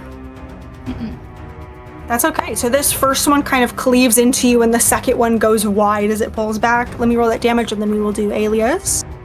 Attacks. Ooh, I rolled pretty good. 11. That is 15 points of bludgeoning damage to you, Lark. And then Alia. Ori, sorry. I believe 5 Okay. from your. Oh no, from Mass Healing Word. Yeah. That's right. Yeah. I'm so sorry. Incredible. So that's 19 actually. Oh, great. Okay. Incredible. And the Alia. You watch as this creature swipes down and cleaves into your husband. What would you like to do? I'm gonna fucking unload. You gonna light it up? Okay. I'm gonna fucking light it up. Yeah, go for it. Yeah. And I can use that haste, right? Yes, you can. Okay, cool. There's gonna be 4 attacks. I'm just gonna roll all of them at once. Do you need any kind of damage separated out before we start damage, my friend? I do need fire separated out if you do need fire. Other than that, right now I do not. Not doing fire. That's fine. Fine. The lowest of these is so stupid. 23. The lowest of these is a 28. Yeah, that hits. That's incredible that that's the lowest. Okay, cool. Let's see, and then way more dice out. So this sword does a d10 of damage. Bear with me, folks. Bear with me. Take your time. Take your time. Bear with me. There's no actual bear. I wish there was a bear. This would make this a lot more A fun. bear is summoned onto the field. Fuck! Wait, no! Okay. One of these guys. And then, I mean, you know I've got a smite at this point. Smite? At this do a smite, particular frankly. junction. I could smite. Oh, I could smite so much. Oh, I have so many You spell slots. I could could. smite so much. You can smite as much as you want to. Who the fuck needs first level spell slots anyway? Let's just use all 4 of them. Smite 4. Incredible. 1, Incredible. 2, Love that. 3, Huge. 4, 5, 6, 7, 8. I have my calculator out on my phone. I appreciate Gorgeous. I also have my calculator on my phone. That's so cute of us. Wow, that's wonderful. I appreciate everyone's patience. You take your time. Okay, this is gonna be good.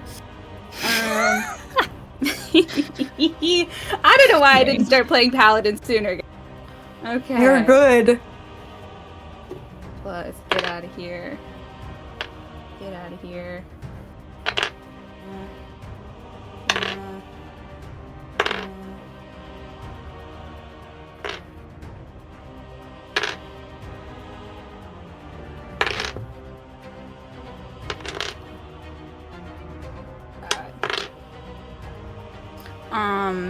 Let me add my bonuses. So that's, I mean, 62 right out the gate plus 20, 82 points of slashing Incredible. slash radiant damage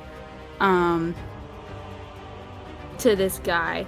And yeah, I think that right before she unloads, she shoots Lark a very apologetic look. Like, yeah, babe, I know you wanted to handle it this way, but unfortunately, and then just absolutely goes to town. I think if possible, she's like trying to like target like weak points, like joints where like an Achilles tendon would be on a flesh guy. And just, yeah, with this incredible like speed and precision, absolutely just lights it up. Yeah, absolutely. You carve and hack into the soft spots on this rock. You watch as all of you watch as chunks of rock and pebbles come crashing down from the force of Alia's assault. You carve the fuck into this creature. You do in fact light it up.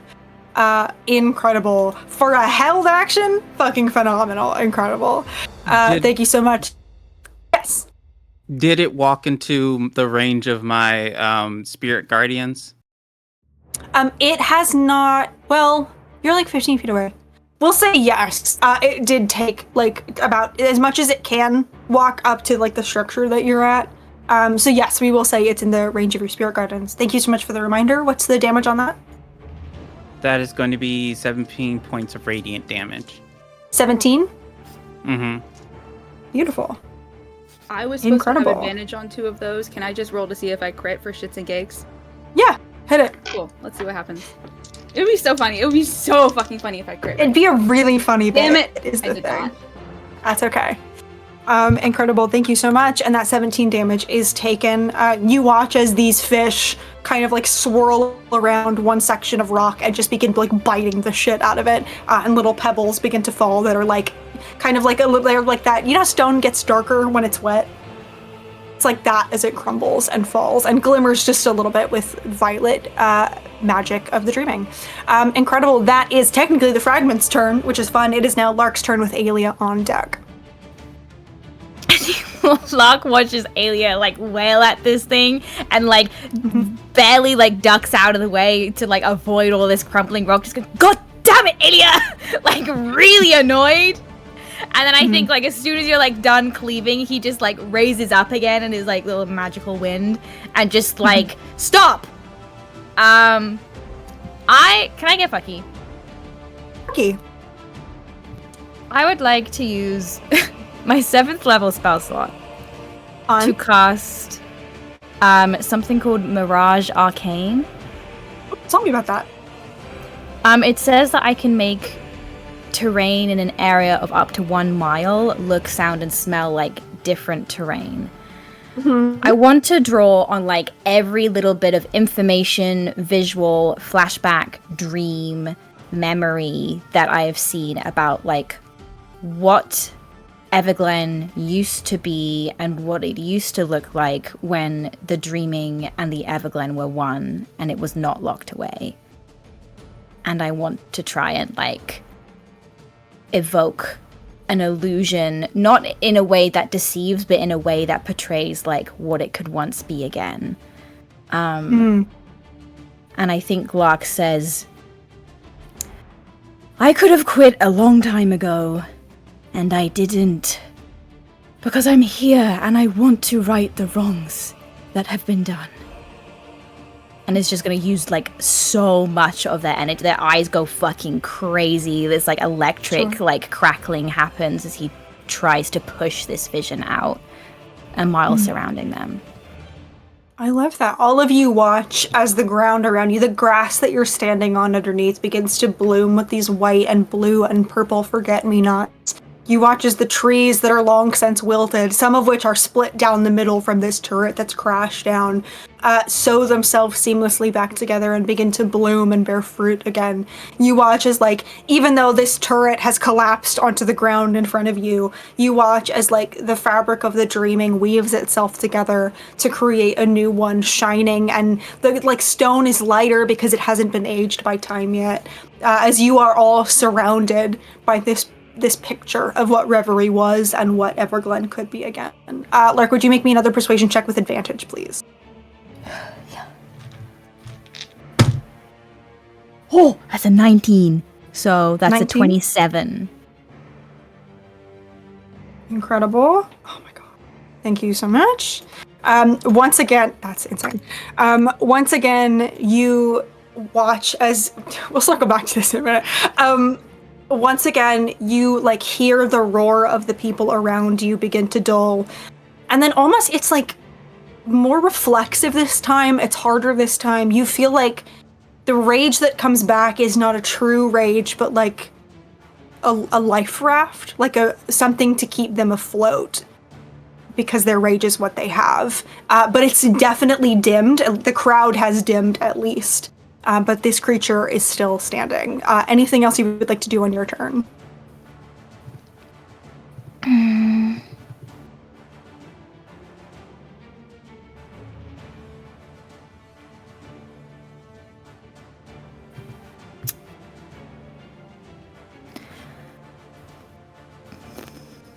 I don't... Okay. I'm going to face step off of this plinth of mud. And I'm going to face step to, like, the ground. Okay. And I'm going to, like, look up at this monster. And then I'm going to look out to the crowd. And I'm going to, like, take a knee and, like, bow deeply to them. I love that. Incredible. We will circle back to that in just a moment. But you all watch as Lark vanishes What season is Lark in right now? Is Lark in spring? Fuck if I know. Yeah. I don't know, but What is it's it? changed season like 10 million times in the last 24 hours. What look is Lark face steps in spring? Because we haven't seen that before. Well, I think because Lark is in this like oaken court visage of like fey portals and fey energy, I think they like open a rift in the fabric of reality and step incredible. through it. So they just appear, like they just step through like a doorway. This doorway that they've been trying so desperately to open, they just draw in the air and step through it and walk through it onto the ground. Absolutely obsessed with that. Incredible. Thank you so much. It is now Alia's turn with Tavia on deck. God, I feel like I just went. You did. I didn't have a plan. Okay, shit. God damn it. Yeah, okay. Stop looking at me, Jess. I'm getting with the program. Fine.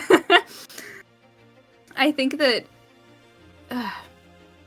determined not to just let her husband face whatever the fuck that this shit is.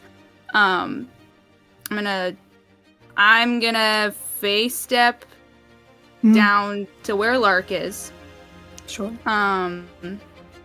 And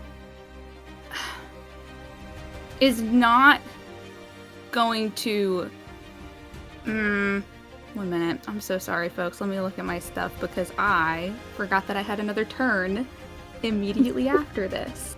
And I didn't It's okay. plan at all, even It a happens to little the bit. best of us. Yeah, so real. Ugh. Good lord. Good lord. Downside to homebrewing all your shit, it's like, well, actually, what even is this?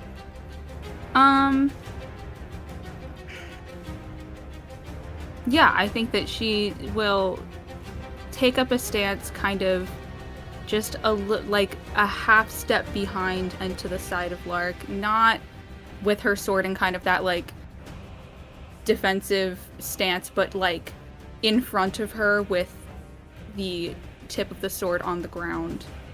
And I am going to use my Sun Queen Smile ability to grant basically an auto success on whatever next what is this, ability check, saving throw, or attack roll Lark would like to make in the next 10 minutes, and just under her breath says, I trust you. And Thank you. Yeah. that on that. Yeah, well, you make it difficult sometimes, but fuck. Did you get it out of your system? Yes, I feel a little Absolutely obsessed with the energy of the studio. Thank you so much. Alia, it is now Tavia's turn with Elise on deck. What is Tavia gonna do? Tavia did fully just watch Alia light it up, and that did look very fun, but also he's not here to piss Lark off. on is the thing. I think Tavia, let me look at your spells. What do you have, Tavia? I think in this moment, he shouldn't, but it'd be funny if he did. He'll be good. I was looking at Fireball very longingly, but I just think it'd be funny, but it's okay. I think Tavia like watches as the two of you face step essentially out of sight for him, and like I think we'll use his 30 feet of movement to like run to the edge and look down and make sure that you guys are okay. I'm seeing that you are both intact and in one piece and not being smushed by a big rock foot. We'll instead like take this dagger, take this rapier. I think we'll just sort of like with his last like 5 feet of movement, we'll like slide down the side of it, try to position themselves in between this fragment and the two of you, and we'll hold his attack for if this creature moves to attack either of you. That will be Tavia's turn. It is now Elise's turn with the lair action on deck. Yeah. Okay. So I think, right, when this initial fog wave comes, and it's just the like loneliness and the anger, I think Elise gets a strange sense of calm because rage and loneliness are her two oldest friends, let's be real. Like, that is her kind of default state of being. So I think she just kind of puts a hand on the flower she has that has the memories of Gordy in it, and just kind of holds on to that a bit. And then when Ori casts this spell and this like mist comes that smells like water, it doesn't matter that it came from Ori for just that minute. She like feels Gordy there in their like favorite place on the lake. And so I think like the anger just kind of like falls out of her almost, and I think she's just going to just like start writing down everything that's happening, keep taking the minutes that are going on, and we'll give Lark another help action.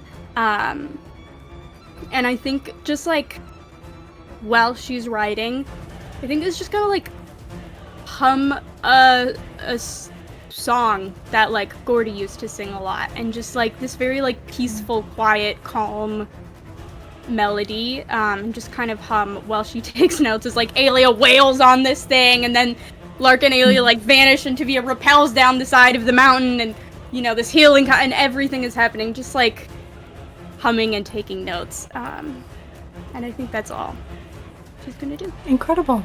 I love that. Phenomenal. It is now the lair action with Wick on deck. You all watch as this creature, even as the rage begins to falter in the crowd around, the remnants of this rage continues to fuel this creature. And you all watch as the pieces that have fallen away, that have been carved away by Aelia, reform and grow stronger. And you watch as this creature reaches down, picks up some of the rocks and puts it and like pastes it onto itself as this creature swells in size another 5 feet. This is now a huge creature. And you watch as it picks up the side of a turret and holds it up as a shield as this creature moves into its second form. That is the lair action. That's all the lair action will do at this time. It is now Wick's turn with Ori on deck. After that is the fragment. Wick, what would you like to do? I guess run to the edge of this tower and is in sight. Because it seems Lark has no intention of attacking this creature. It's gonna cast Sanctuary on Lark. I love that. Yes. It's like, please don't die. Did you? I still following instructions not to attack. So yeah, I think it's going to stay above and be ready to attack this creature. Yeah, it's gonna hold any attack until receiving any new instructions. Absolutely, you can hold your attack. That is now Ori's turn with the fragment on deck.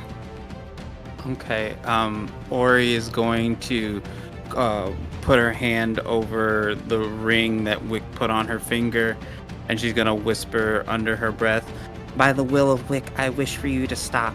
And she is going to cast her not divine, is that the word? What's it called?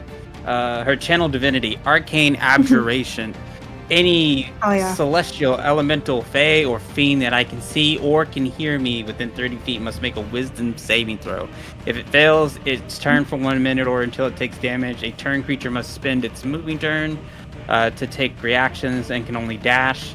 Creatures that fail can instead be banished based on your cleric level. So if they are below a CR 2, they are banished. Didn't figure. Just to clarify, I know it's turned. Is this a fear-based effect? It is not a fear-based effect. It does, at least it doesn't say that it's a fear-based effect. That's good enough for me. What is your DC? And I'm sorry, you said wisdom? 18. Yeah, it's a wisdom save of 18.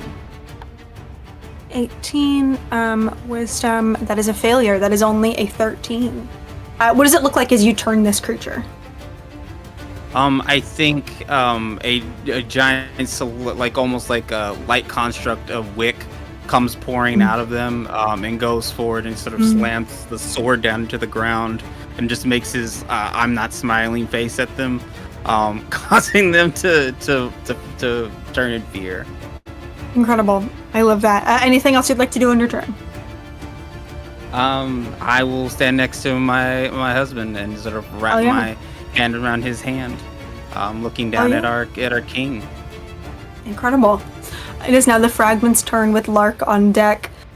You watch as the fragment, which had turned to level it doesn't have eyes, but its eyes on you, Aelia, and its focus on you, with this blade kind of raised, this manifestation of Wick, kind of like the magic hits its back, and you see it freezes and stops, and the crowd hushes for a moment, and it takes like 3 lumbering kind of steps off. And as it is turned, you watch, all of you can see as like the magic that makes it up, which has already been contested by Lark and is now pushed by Ori, like begins to break apart. And you see like in horror as there is just one moment where it pushes past this turn and raises its slashing fist to come down on you, Lark. And just as it would make contact, it stops and it stills like 10 feet from you. And the crowd in this moment of silence. You are knelt before this crowd, you are knelt before this creature. What would you like to say? I think I'm knelt with like my head down, so it's almost like an axe is like kind of being suspended over my head.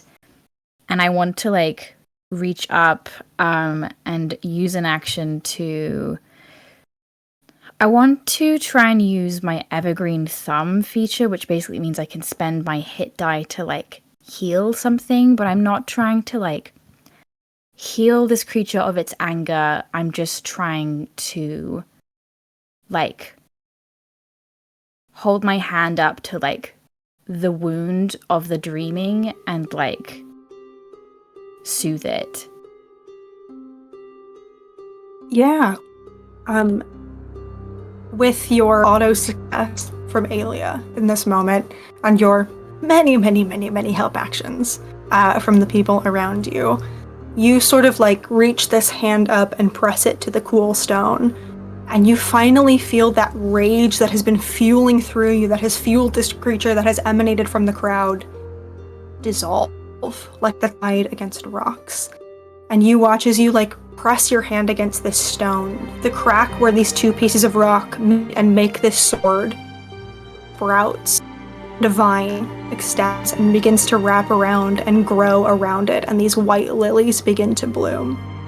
And you watch as that vine spreads and sprouts from every crack, and soon these pieces of rock are falling around you, crashing like feet. For all of you who are on this lower level, you like flinch as these like rocks just like mere inches from you slam into the ground and cause craters as this creature comes apart.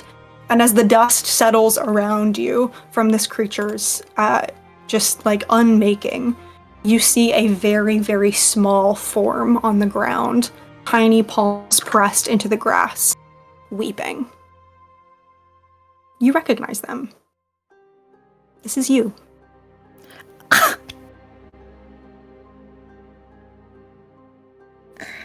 Oh no. What do you do? Is it like a spectral figure, or does it look like solid?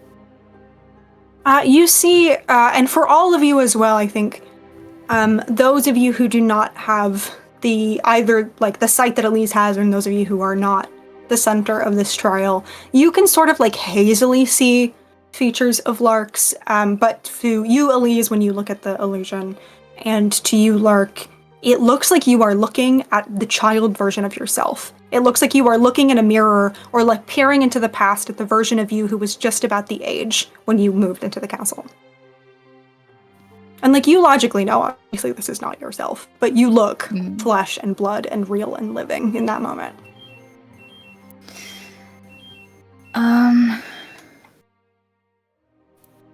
think I like very slowly stand up and like step my way through the rubble and just kind of like squat in front of this figure. Yeah. You see shoulders like racking with sobs, and you watch as like the tears fall and hit the grass as these teeny tiny little flowers bloom, as Tiny You just weeps. Why are you crying?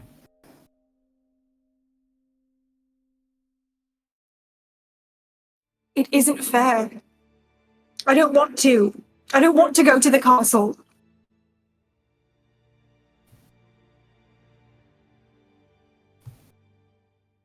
Kind of looks up with these big doe eyes and like tear-streaked cheeks. Why are we moving? I don't want to.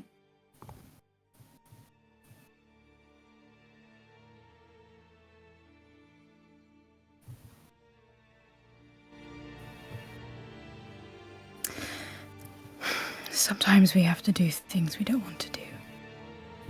It's not fair. Why?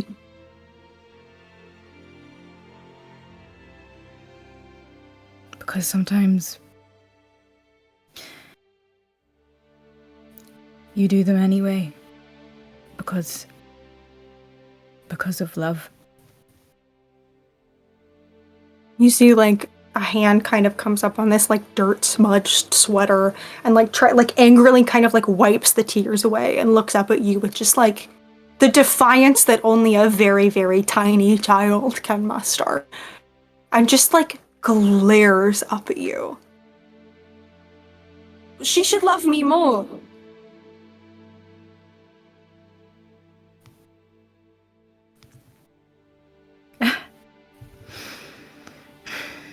I know. Then make it stop. Then do something about it. I don't want to.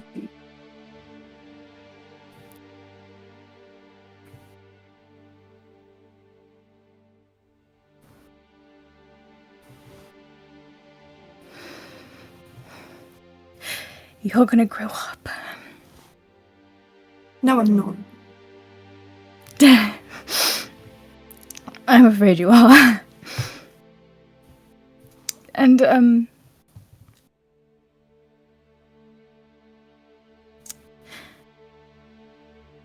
the best thing you can do when you grow up is find people who love you not out of obligation or blood, but because they want to. I'm not going to fit in there. I want to stay on the farm. I want to stay with Andrew. I don't... Here's a secret. You don't fit in anywhere. And that's okay. It doesn't feel okay. It feels bad. It won't always. Promise?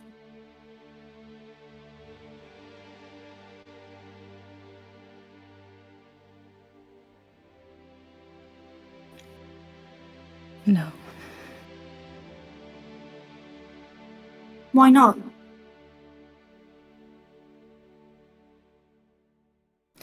Because sometimes you just have to do something without the promise or the guarantee that it's going to be alright. And you have to live with that. What if it isn't alright? What if it's horrible? What if I hate it?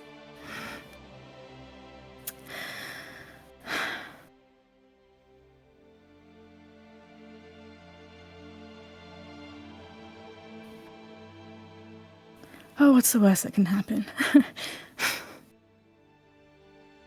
gonna put me in those scratchy suits. Yes, they will.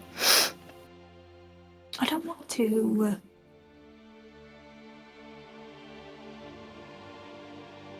Why don't I get to choose?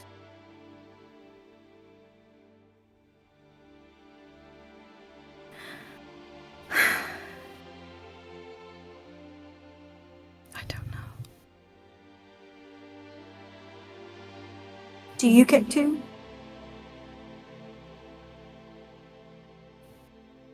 Maybe one day. I think you see your younger self kind of like glaring up at you, but with the fight kind of sapped out of them. Sighs this big, bone-weary sigh that only a child who doesn't have to worry about the troubles of the rest of the world kind of sigh, and like crosses his leg and kind of butt scoots over to you until his knees are touching yours, and just looks up at you. Just exhausted, just tired. Tired of fighting, tired of being angry.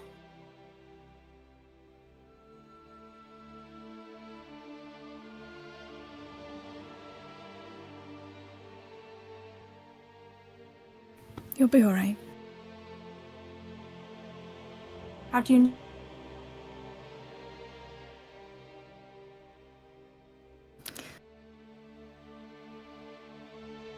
Because when you do something without the guarantee, it's going to be okay. That is called faith. But it's not always okay, right? No. It wasn't okay for them. Kind of looks around at the people who are now like these figures who are still watching you. Hushed. They're angry too, you know. They didn't get to choose.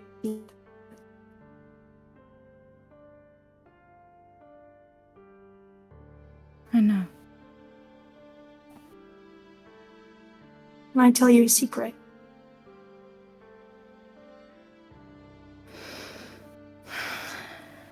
Alright.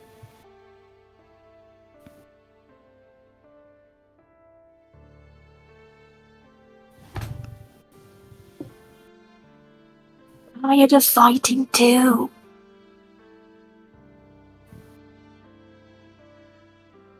Yeah. Are you?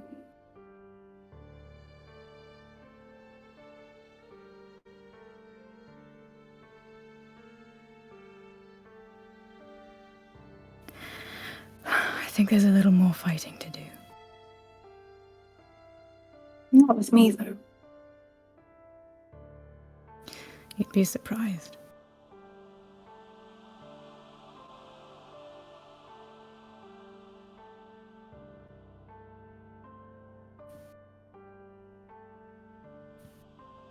And I think Yusi just kind of like looks at everyone and looks back at you. And this tiny head just like thumps onto your shoulder a little bit. And just another like bone weary sigh. Just like very gingerly like put a hand on the head. Yeah. You sort of like put your hand on Baby Yu's head and like, parse through their hair a little bit. And as you do, you feel like the sort of like solidity, is that a word? It is now, whatever, I'm in charge. The solidness of this spectral version of you kind of like dissipate as this sort of like slight light that it gives off kind of like glows and glows until it's this little ball of light and it disappears back into your chest and you feel that part of yourself return. And as you're kind of sat here in this moment, one of the figures from the crowd kind of steps forward. This sort of like older woman with like long hair kind of looks at you and like wrinkles and like just an exhausted, like kind of heavy features and like looks at you and looks you up and down and seems to like measure you and the choices that you've made and your worth. And just, are you going to make it right?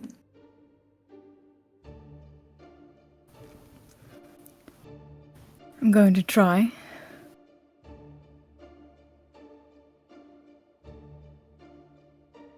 I suppose that's enough. Do not forget us again, King.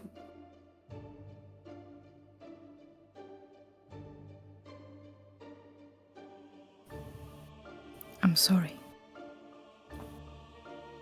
She kind of like looks at you with that sort of hard look for a moment. And then it sort of like relaxes just a little bit at the like sincerity in your words. And she crosses the rest of the space in between you and like reaches into her pocket. And she pulls out a small, it almost looks like the beginning of like a sapling of a tree and a little bit of soil. And that same sort of like ethereal, slightly glowing way that you've seen the other boons. And just like rests it on the soil at your feet. and steps back, and in an instant, all of the figures around you dissipate into that same sort of silvery purple mist. And all of you are alone once again in this courtyard. And I think that's where we're gonna take our break. Don't change that Twitch channel. We'll be back in just a few minutes for more normal times. We'll see you in just a moment. Goodbye.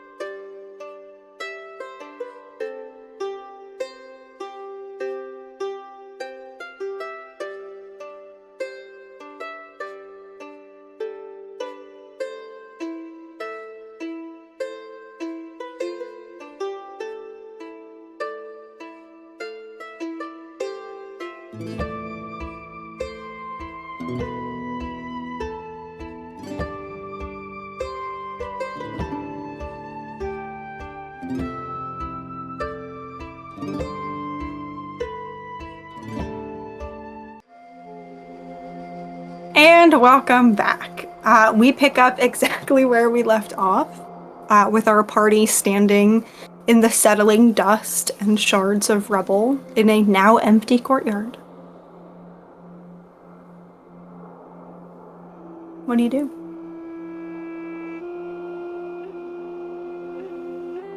Well done, Your Majesty. I think I'm just like staring at like the spot on the ground where like that little boy was. Yeah. I think all of the kind of like fey energy is kind of like died out from their face and they've returned to their normal form. And Sure.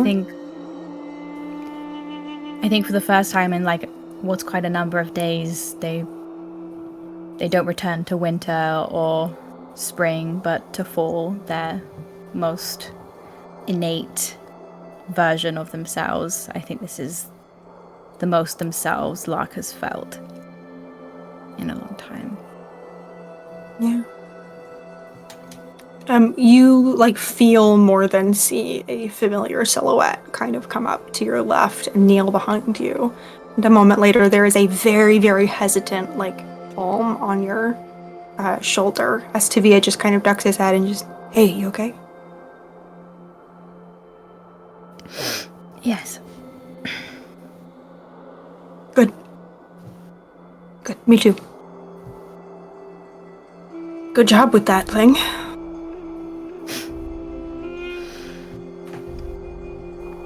Yes, well, let's not do that again. I'll strike it out of my calendar. Kind of like wipes their like really sweaty palms on their like trousers, like, oh, stands Sure. up and kind of faces the rest of them. Was I Ori just doing bows. nothing then? Yes. Okay. We could see there was something. Just But you stopped it. You healed whatever you needed to heal. Well, we all did. Shoots We like a did. smirk at Alia. She's looks like her heart shattered into Oh. a million pieces the minute that constructed, and is just like looking at them with these like big, wet, sad eyes. Like fucking like sad deer look. You're on the receipt now. Oh. He shoots you a smirk, catches your face, and kind of looks like stricken. I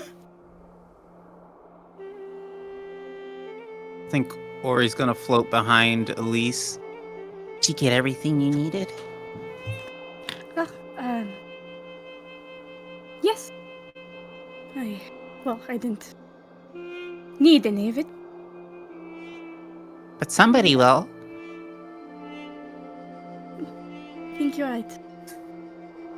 We'll kind of like pull the pages from the notes like out of the notebook and like fold them into thirds and like tuck them in like her inner pocket for extra safekeeping. absolutely.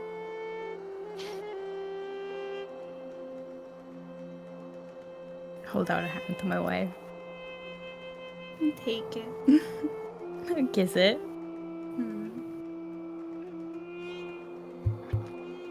I think that there's just like there's like a moment where she like won't meet Lark's eye, and it's kind of that same like it's that look when she's trying to like, because she believes at her core in being honest with them and like saying what she's thinking, but also she's like, I don't know if this is gonna hurt or if this is something that you can handle right now.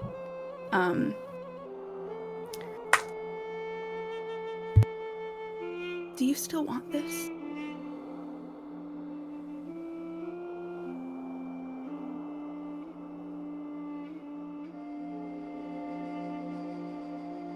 He like holds your face in his hands and kind of like wipes away the tears.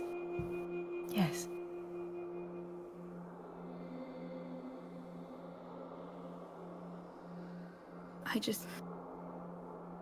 I know I had a lot more choice than you did.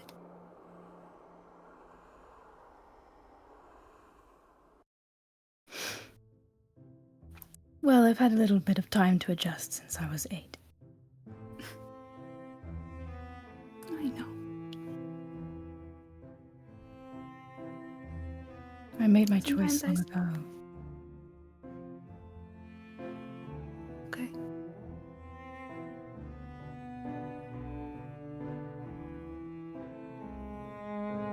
Are you sure? It levels you with a look. Because sometimes you agree to things and then you didn't actually want to agree to them. You just wanted to say yes so I'd stop talking about it. Being a king is not one of those things.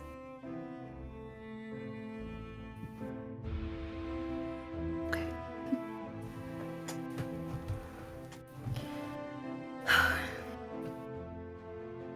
All right. I think I'll look Alright. over to Wick with like a bit of trepidation, like, Yeah. I think Wick is kind of looking at Mark. I feel like a bit of the crowd also embodied a lot of like Wick's feelings because Wick is part of the crowd that kind of got screwed over. But I think kind of looking at Lark in a new light after seeing, it's hard to be mad at someone after seeing them as a little kid. And just kind of looking at Lark with like a new appreciation there on his face. He like nods at you. Shall we go?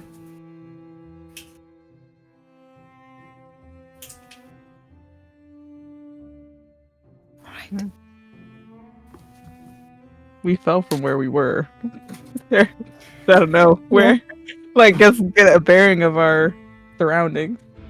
Don't think it Yeah. matters where we are. I think it only matters where we're going. Wick, do you kind of start looking around? Yeah, it's kind of just like head and little owl swivel. Yeah.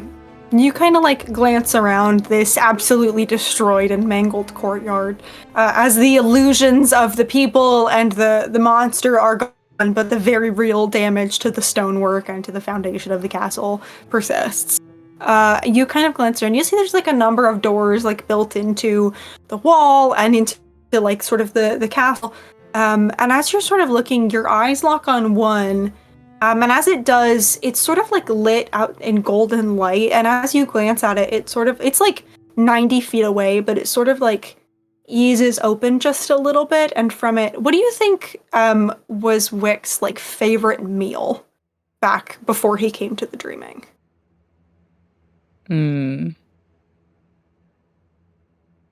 Meal.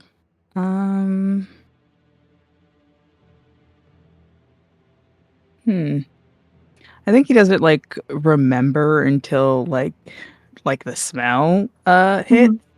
But like probably like sort of some sort of like meat pie that he would help make, like help his dad make or something like that. Sort of like has like a sweet bread on it and then gonna fry it and it's I don't know, some meat in the middle. I don't know. Yeah, absolutely. You, from some far part, some long forgotten memory, stirs like the recognition of that smell coming. You know it's coming from that door. Yeah. Kind of sort of like... Elise, sorry, Elise, you are the only other person who smells it, and you are also the only other person as you look around who sees a door. Yeah.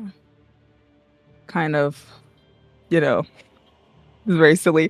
The image of like someone following that pie smell. Yeah, we just kind of like head tilts and just like starts walking in that direction. Just assumes that everyone else can see golden lit door.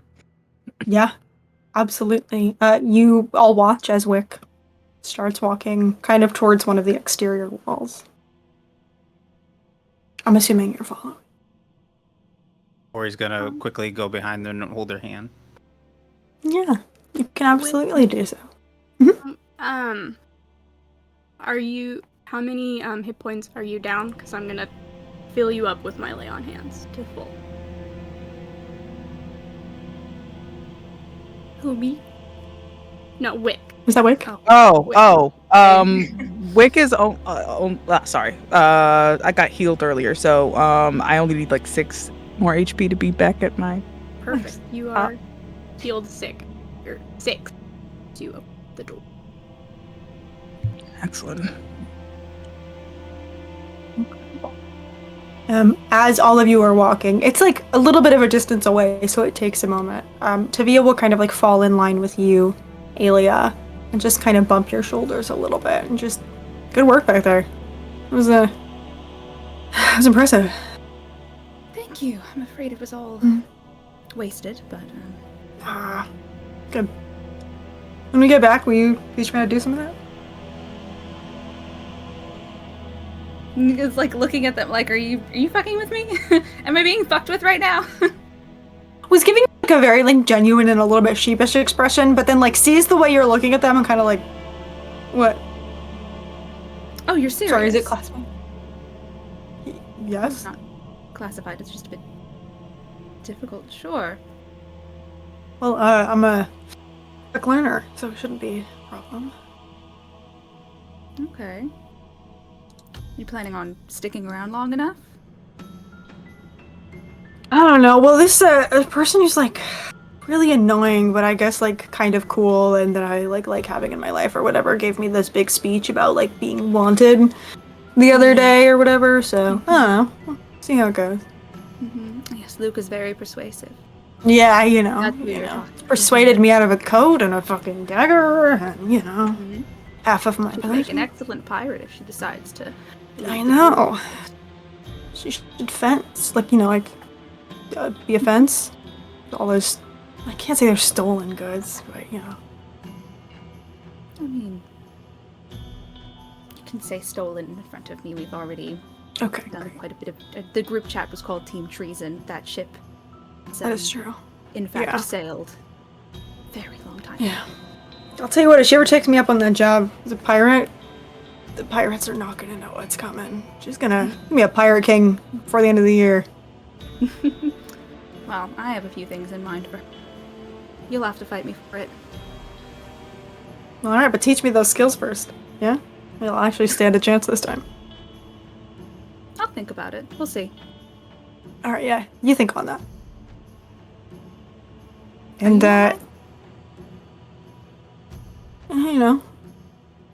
okay.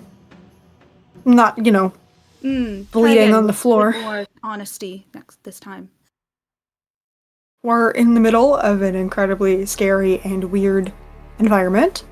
And I have to keep watching people I care about get sort of the shit kicked out of them by giant weird magic things, which is not my area of expertise. So, I'm not, having, the best time, but...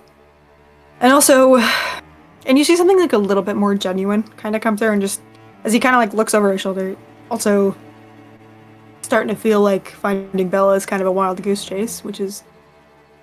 annoying. But, yeah. I'm good. I have a feeling that wherever we end up is probably where she'll be.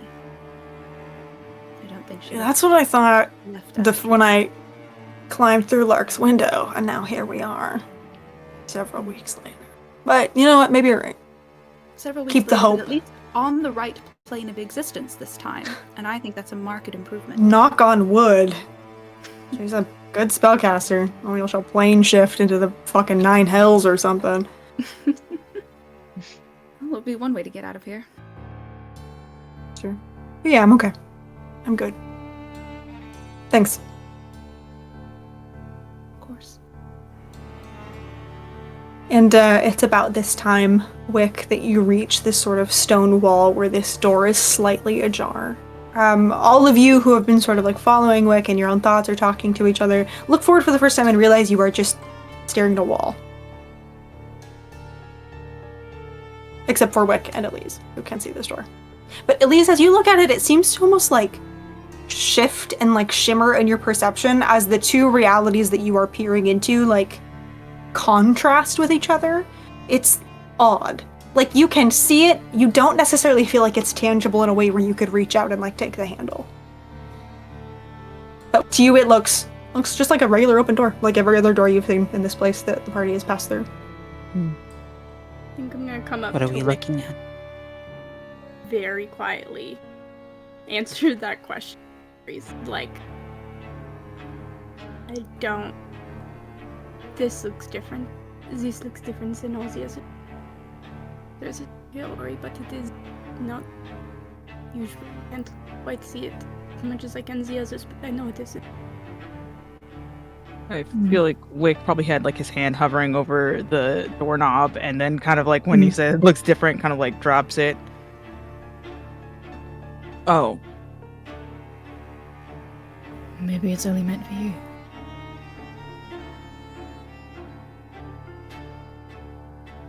Kind of looks at Ori with big puppy face. Hey. Even if you go through the door alone, I'm still with you. Yeah? Yeah. Remember, I'm your dream, and you are my promise.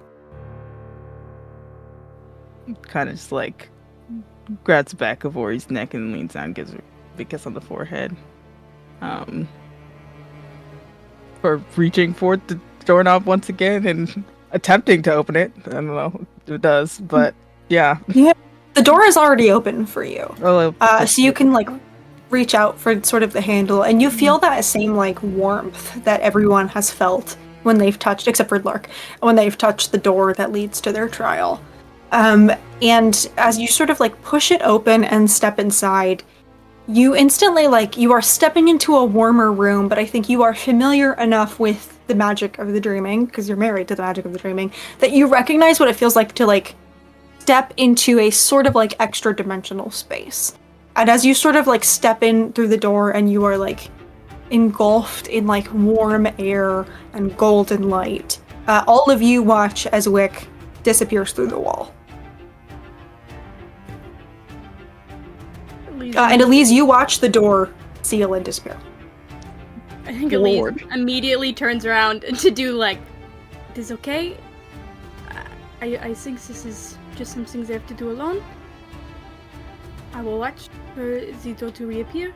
We will all go in Zen, but we wait." I think we'll just kind of like take Ori's hand and give like a reassuring grandma pat. He's gonna be okay. Yes. I believe in him. Because he believes in me. I look at Tavia. Oh.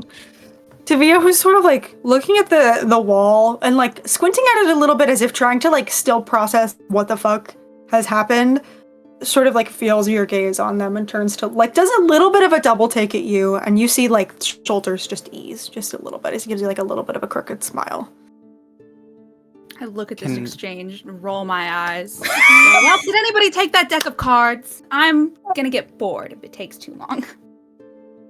Incredible. As somebody pulls out a deck, Tavia probably just carries one on them, fucking weirdo. As Tavia pulls out a deck of cards, Wick, we will follow you. As you step into this room, you kind of have to like blink your eyes a little bit to adjust to the change in the light, which you realize now is like something akin to like golden hour sunlight, which you have not seen in hundreds of years because there is no real sun in the dreaming. The light doesn't come through the same.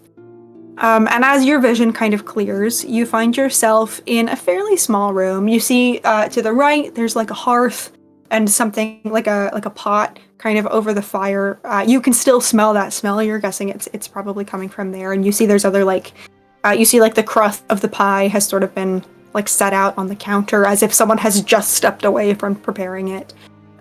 You see there's like a couple of like racks of like, you know, cups and dishes. You get the sense you're in some sort of like kitchen of the castle, and seated at a pretty like humble table, probably the most like normal surroundings that you've seen in this castle, built to serve a purpose and not to look pretty. You see seated at this table is a slightly ethereal figure, with broad shoulders, wearing this like beautifully like gleaming golden armor. You see kind of leaning against it is this large shield and a great sword, kind of just like not even like within arm's reach, but not really, off to the side. You see there's like a large kind of worn brown pack that is like partially open, and there's a few like supplies kind of seated out on the table and on the seat beside him as if this figure is packing. They have dark hair kind of pulled back, and dark eyes. And you notice as well, probably for the first time in a long time, this person does not have elven ears. You see this person has the rounded ears of a human. And it's just sort of like packing, and you see is holding like this beautiful, like brilliantly red apple and a small dagger, and seems to be like shearing kind of slices off of it. And seated just blinks and looks up at you, and oh, Wick. Good. Glad you're here, please. Come in. Been waiting a long time for you. Kind of very confusedly, but walks forward and pulls out a chair. Yeah. You can sort of sit across from this knight as he sort of like very carefully like cuts a slice of this apple and then like sets it on the table and kind of like pushes it toward you. Would you make me an insight check? Sure. Thanks. That is I can do math. That's a 19. 19, yeah, that's enough. You can kind of get the sense that like With a 19, I think you get two things. One, that kind of similarly to the king, this is an echo that is much more like aware of sort of the environment and the reality and like your place in the grand scheme of all of this. You don't get the sense that this person is necessarily trapped in the same way that the other echoes you've seen have been.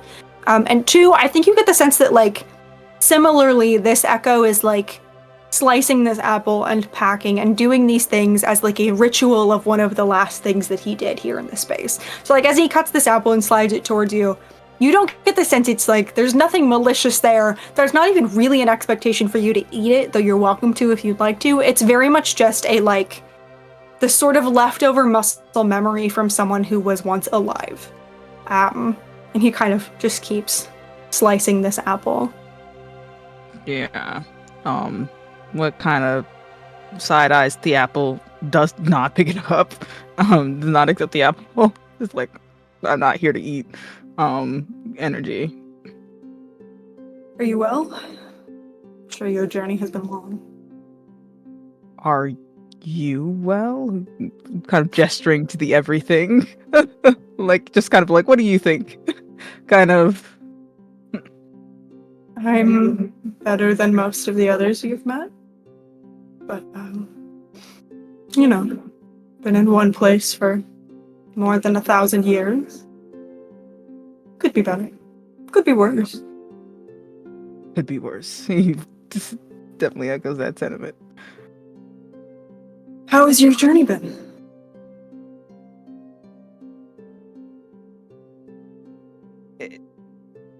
Strange. Sure. Weird. I'm sorry, should I know who you are? I don't think so. Do you feel like you should? Yeah.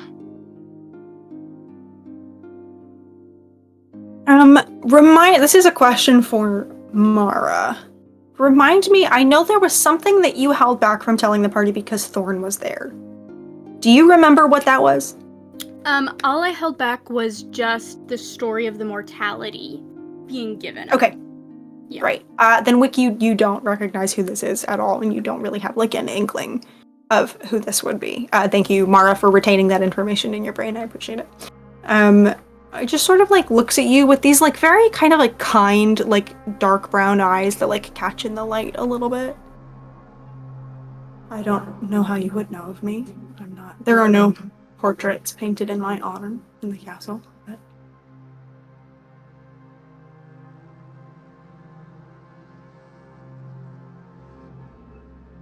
All right. Well, I've never cared much for pageantry. But you know who I am. I would ask you your name. You may call me Cedric.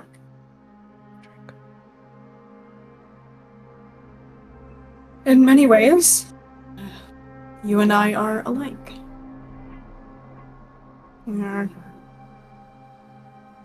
not the subject of portraits, but doesn't matter. We are important in the grand scheme of things. And our love changes everything, whether we intend it to or not. Important is not a word I would use to describe myself. No? No. You need a higher sense of self-esteem, my friend. You not heard the prophecy of yourself? I kind of stares up at the ceiling. I see. Okay.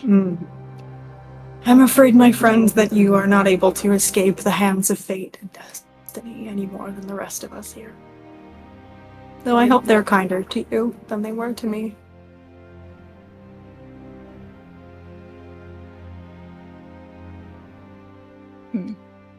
Did you not think yourself important? At the time? When I lived, I mean? Yes. I knew that my actions held weight, as a knight of Reverie, as a sworn protector of the crown and prince and the family. I knew that my oath mattered, and that my shield mattered. But, I certainly did not know that my love would create all this. Not on its own, but... But again, none of us really know the effect of our actions and our love until they are spread out in front of us, do we? I suppose not. So, you've come here with your fellow writers of wrong to what? What is your hope for the end of things, Wick?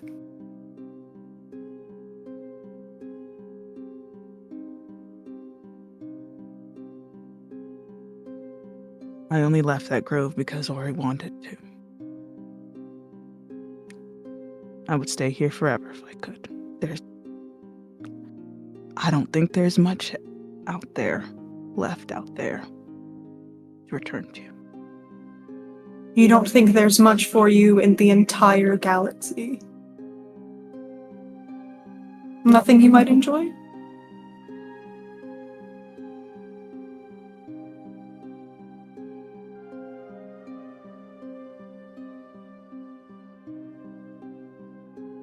I think it would always just, it'd always feel a little bit empty. Why? Because it's different? Things are always different. But, because they wouldn't be there. They as in Thorn? Or they as in more than Thorn?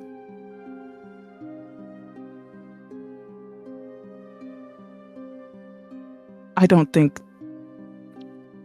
you can kill Thorn in any way that matters. No.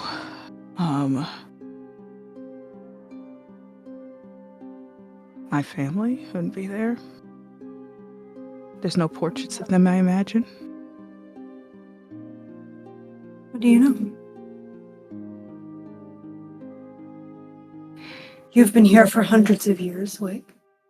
You don't know what waits for you on the other side. Are you so quick to make up your mind about what is not waiting for you?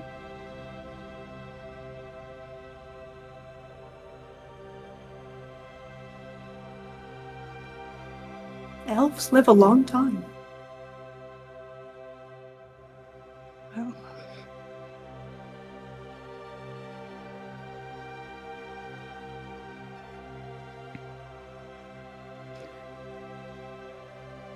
Well, you know.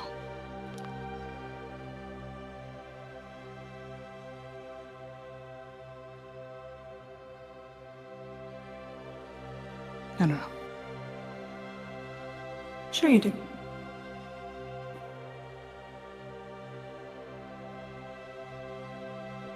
What if I told you I could send you to them right now? What if I told you if you walked through that door, and you watch as a door opposite from the one you came from opens, and you see like real sunlight stream through that you can't make out what's on the other side? They were waiting for you.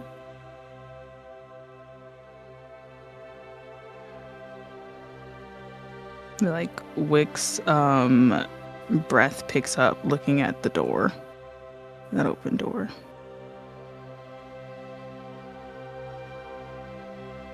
You know I can't go through that door. I don't.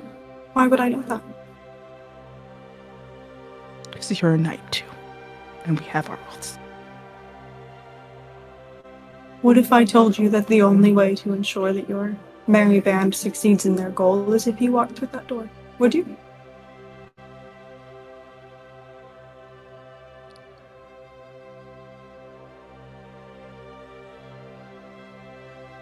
He thinks about Ori, the prospect of leaving her behind, but also being painfully aware of his oath. Yeah, I would walk through there. In this moment, Wick, are you being honest? Yeah, if going through that door meant that they would succeed, he would go through it. You think you watch as Sir Cedric kind of like looks at you and like parses the truth in those words and like weighs them for any like sign of deceit. And then with a very like kind of like fond click of his tongue, kind of like reaches forward and very lightly just sort of like swats at your hand and sits back a little bit and looks at you. Wait, why?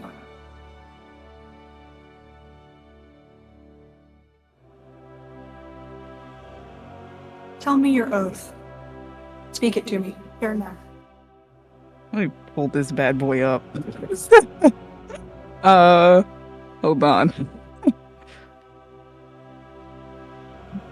I have to go look it up. You can approximate Okay. it if you want. It doesn't have to Okay. be like the verbatim. I like to be accurate. Beautiful. Of fucking course is what it's gonna do to me right now. Beautiful. Don't lie or cheat. Let your word be your promise. Never fear to act, though caution is wise. Aid others, protect the weak, and punish those who threaten them. Show mercy to your foes, but temper it with wisdom. Treat others with fairness, and let your honorable deeds be an example to them. Do as much good as possible while causing the least amount of harm. Duty. Be responsible for your actions and their consequences. Protect those entrusted to your care, and obey those who have just authority over you. It's not the only oath you've sworn in the last few days, though, is it? It's not. Tell me of that one.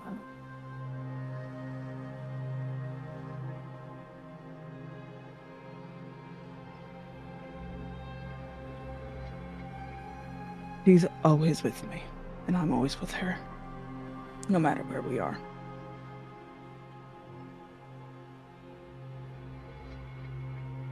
Sure.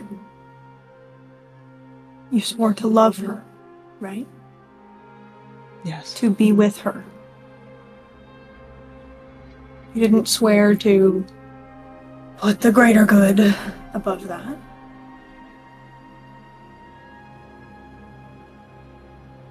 Wick.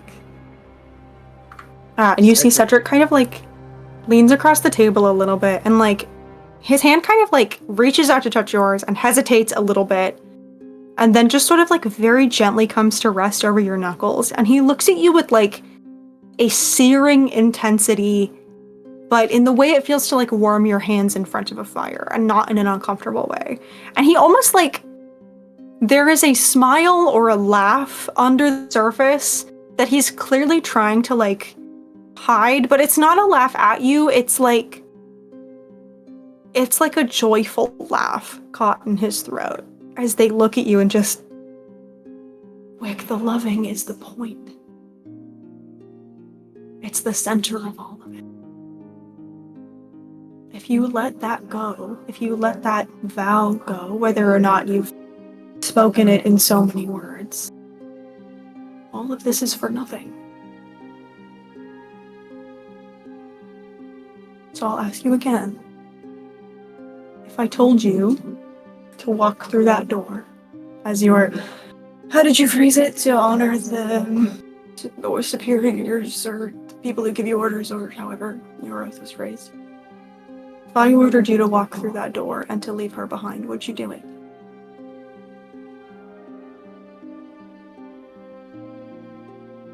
He kind of just looks where Cedric's hands are over his like furrowed brow and be like, I'm not exactly sure if you're very good at this paladin thing.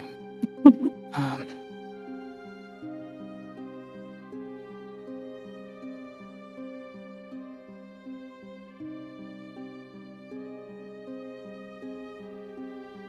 I feel like he's like genuinely still torn.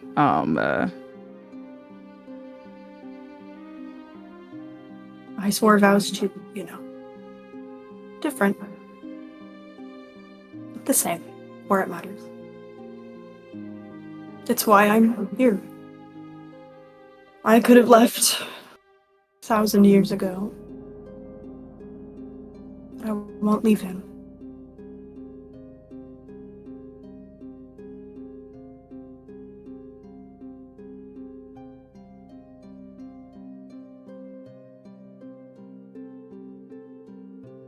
So I'll have you know I'm very good at this paladin thing, thank you. sure. I think, though, maybe it's time for a watch shift change? Maybe?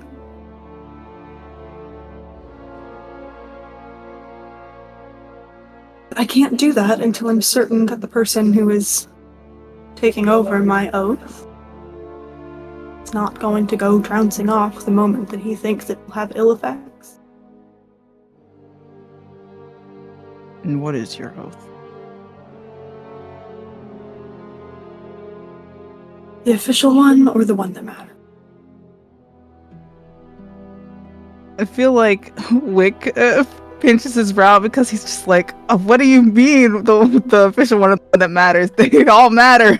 And he's very much like, I've never encountered someone that's very alien to my way of thought. The one that you follow? Well, some of my oaths, though they are dearly kept, died with this kingdom. I mean, I swore to protect a kingdom that no longer exists, and to stand between a family that destroyed itself and any danger that might have befallen them. Many of my oaths are things of the past, like me. But I swore to put right any wrongs that I saw, and to love my love until the end of time.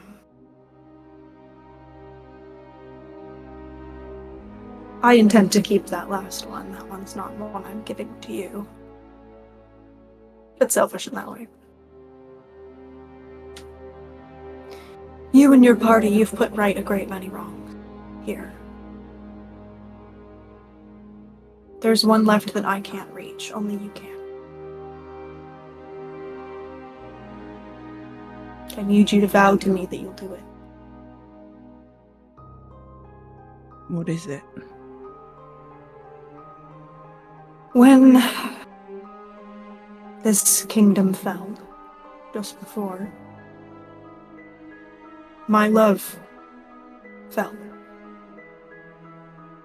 And, well, the king and queen, mourning, decided to try and unmake the reality that would have seen him depart from us.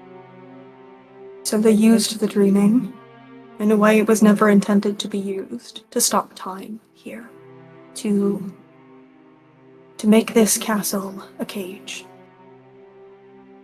You have freed all of them, and that is a beautiful thing. But my love remains.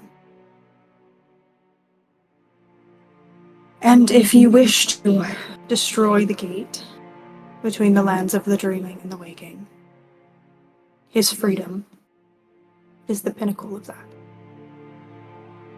He is the anchor for the magic here. And he is in great pain, stuck the way that he is.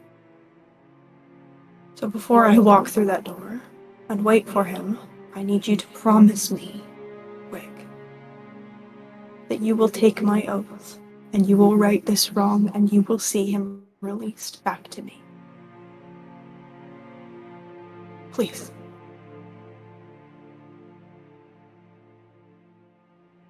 Kind of looks around the room and still smelling like home.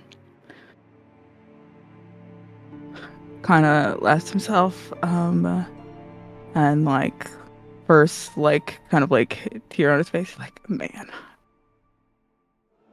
I really don't want to go. I know. Neither do I. Wick, there are many beautiful things waiting for you. And your wife. Yeah. Kind of gets up from his seat. How'd you do your oath thing? You see, kind of still like laughing a little bit, even though like their eyes are filled with tears at the memory of what has befallen Prince Valerian. He will stand, and you see he sort of like grabs the hilt of the sword and looks at you and just, Sir Knight, if you would kneel, please. He kneels. Sort of like lifts the sword and places the blade on your left shoulder. I knight you, Sir Wick of the Dreaming, last knight and warden of Reverie. The blade moves to the other shoulder. I charge you with right one last wrong. And, if you'll accept a second vow, with loving, truly and authentically, whether or not it has consequences. Do you accept these vows? I vow it. Then rise, a knight of the Dreaming. He rises. You see Cedric kind of like reaches up to this cloak pin, kind of attached at his shoulder, and unclasps it, and holds it out to you. And you recognize it sort of like shimmering and gleaming in the way that the other boons do. And you see that there is a symbol that you recognize as the same that's like emblazoned on Cedric's armor, which is the symbol not so dissimilar to what you've seen. Actually, no, never mind. Lark is dressed as a farmer, so you don't recognize the symbol. But anyone who would see it would recognize this as a very archaic version of the oak's crest. And he holds it out to you in his palm. Wick takes it. Very well. Thank you. Wick. Don't think me out. I still have time to fuck it up. It's a joke. I'm not... Okay. It's- For what it's worth, I'm not worried at all.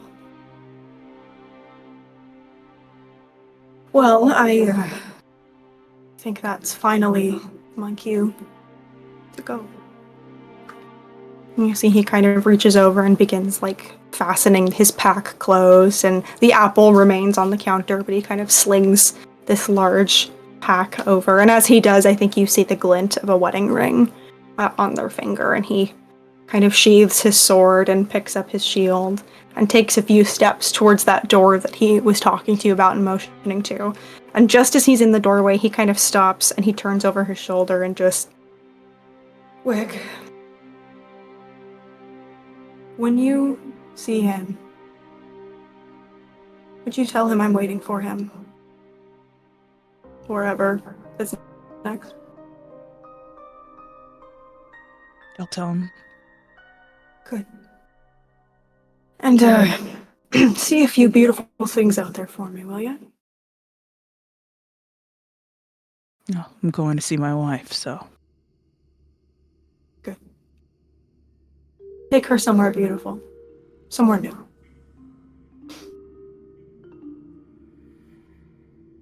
Be well, Wick.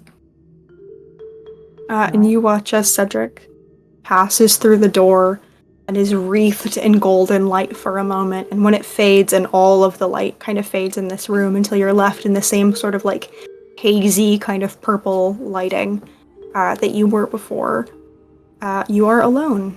And those of you who are playing cards, question mark, on the other side of the door, watch as like the stonework and the brickwork peels away, and there is a door left there.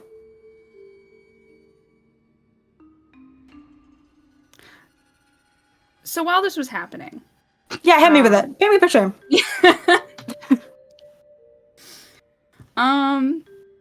So while this was happening, I think they definitely played cards for like a little bit. And then probably not very long because one of our party members sure is gone. It's a little hard right now. It's a little hard to do cards while that's happening. Yeah. So I think at one point Aelia just kind of like gets up and is pacing for a little bit, just trying to get some of that nervous energy out. What's Lark doing, Jess? What's going on? I don't think Lark is good at cards or even really knows how to play, so I think he's like happily been watching you play cards and is like blading like pieces of grass together and like a little braid. It just absentmindedly like braids like a couple like daisies into it, and then just like leans across, takes Tivia's hand, puts it around their wrist. Oh.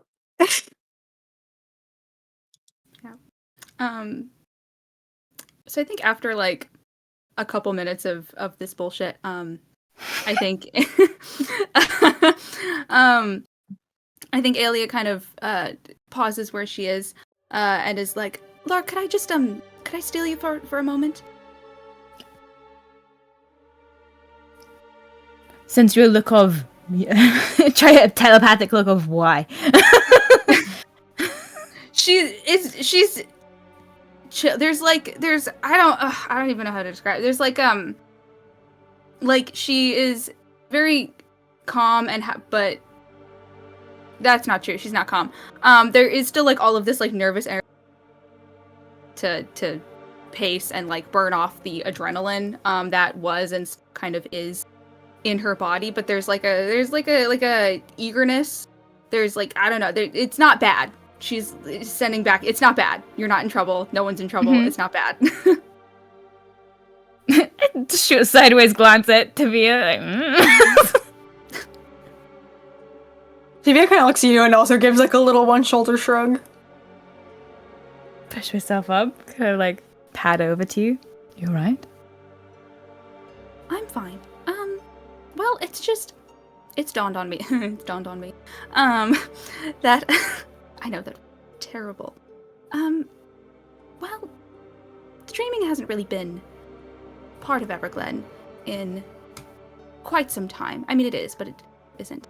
And also, you know, the fabric of being written and everything in the version of events where. Are you doing the thing where you say things that we all know out loud just to process them? Yes, I am. Thank you. You picked up on it. Wow. As a parent, really do that to a person. Well, I think this might be one of the last opportunities that we get without the massive crowd of people wanting things from us. As I imagine that the minute that we get back, people are going to just want things from us pretty much constantly. And well, I mean, we said we were going to get to this. Oh, we did. It If you looks want down to. at their farmer uniform. I'm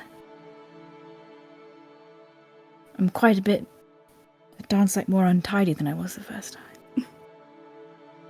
I like this much better than that. I didn't want to say anything at the time. The cape was ridiculous. It was awful. I kept It standing was on it. really. I mean, Camille was very proud of the construction, as she should be, but It was about not. a foot too long. And it was shedding the entire time. Feathers everywhere. Yes. Can I see that sapling? Oh. She remembers. Kind of like. 1 second. Like, scurries back over to Tavia where, like, the sapling is. Just goes. 1 moment. Picks up the twig. Scurries back over. I'm not sure what to do with this. acquired a new skill. And I think kind of holding her hands out. This is gonna be a little bit funky and not how you're supposed to use Druidcraft, but when have we ever used that spell correctly? Real. Yeah. I think just reaches her hands out and like very, very gently and carefully, like she is like kind of like teasing something out of it, takes a moment to Druidcraft off of one of the like the shoots of it, and just like pull a little piece of it into her hand and sort of fashion it into a crown with little oak leaves kind of coming off of it, and all these little vines, and then reaches down and takes the crown that the queen had given her and takes that off and places that into Lark's hands. Kind of draws her shoulders up, clears her throat, and will just reach out to kind of place it on top of their head, get it sort of settled around their temples. And then her brow furrows for a moment, and I think she looks back at that place, that like crater where all of the stone like fell off of that much younger version of Lark. What was your last name before?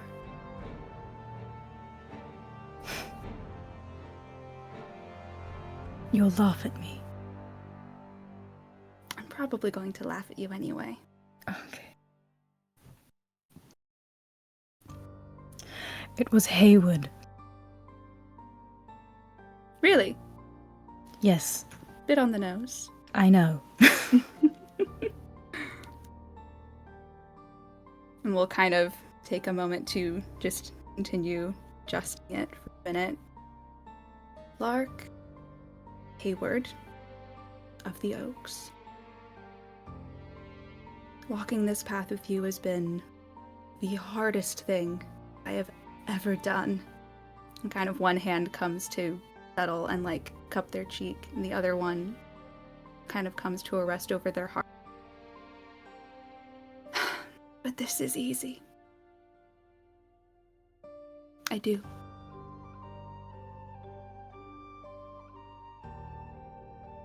He lifts up your crown and places it on your head.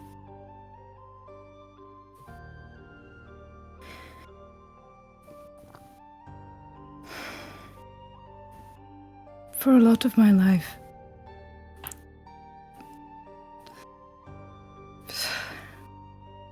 looks also back at the crater.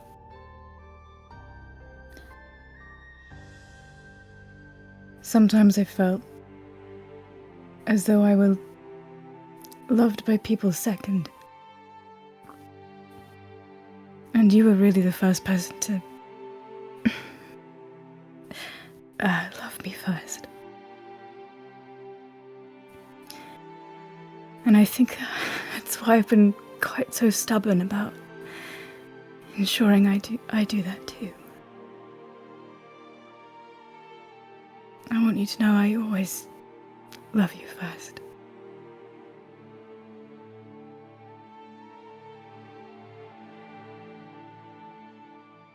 And I I cast do. ceremony. Oh. Yeah. And I think it is to this wick that you open the door and find yourself returning to. As Tavia, who's kind of like leaning against the wall as the door opens, kind of like shifts a shoulder to accommodate for it because there wasn't a door there when they leaned against it and just, oh, shit, hey, sorry, we're just having a wedding, real quick. Yeah. Go okay? Yeah, I think Wick had stayed a few minutes Sure. in there to sob. And it sort of like comes out of the door. Very clear this man is still like very like silently crying. And not even like really registering the wedding part, just kind of looks at Tavia and just like, nods. You okay? Clearly not registering what this man just said. It's okay. I think Ori goes up to him, very gently kisses him on the cheek. Kind of prestidigitates a little bit over his face. I knew you'd come back. He starts crying again, like in earnest. Olivia will kind of step away from this moment. Good. I think we'll kind of just like squeeze your Mhm. shoulder a little bit, Wick, and then we'll step away to allow you to have a moment. And I think we'll kind of come hang out with Elise. Trying not to third wheel any of the couples that's happening here. Yeah, Tavia and Elise just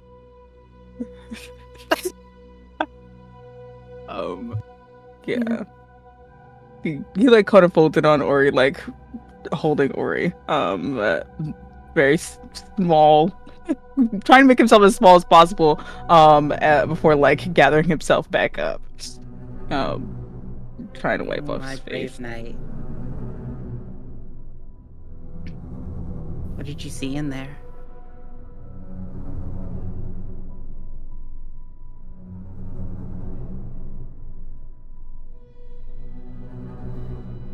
A very, very strange mirror. Named Cedric. Did you like what you seen?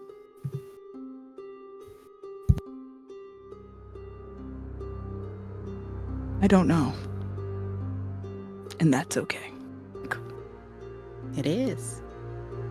Not everything needs to be answered.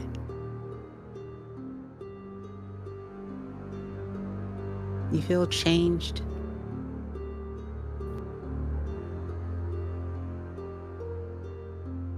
I have promises to keep. Well, that is the thing that Wicker Rebel does the best.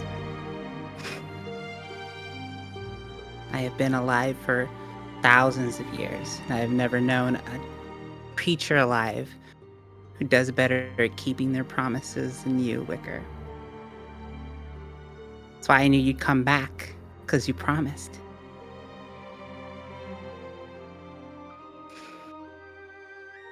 My faith in you is not blind.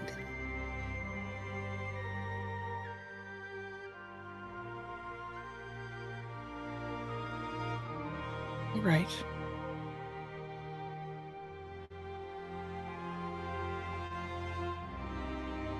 Yeah? All right.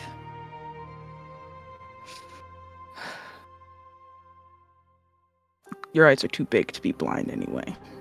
Sees everything. Yeah, most of the time they only see you. Well. Made a promise to take you to see other things. Cannot wait to see what you have to show me. There's a whole world out there. Think of the things we'll see. Think of the people we'll meet. Why would you want to stay here when we could be there? I like to think that I spent all this time waiting for you because I knew you would take me places I could never dream of going.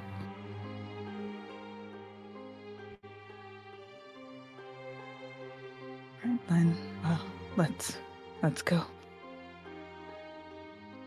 Have you played goldfish before? Unfortunately. Is Oh. that what you've been doing? I have learned how to master this goldfish. I bet. Kind of like pokes at one of the fish in your hair. I'm excited to attend another wedding. Kind of looks confused and then looks around and then finally realizes what Tifia was saying to him when it came out of the... Oh, okay. I love you, Wick. Love you too. We're almost done. It's a little bit further till we wake up.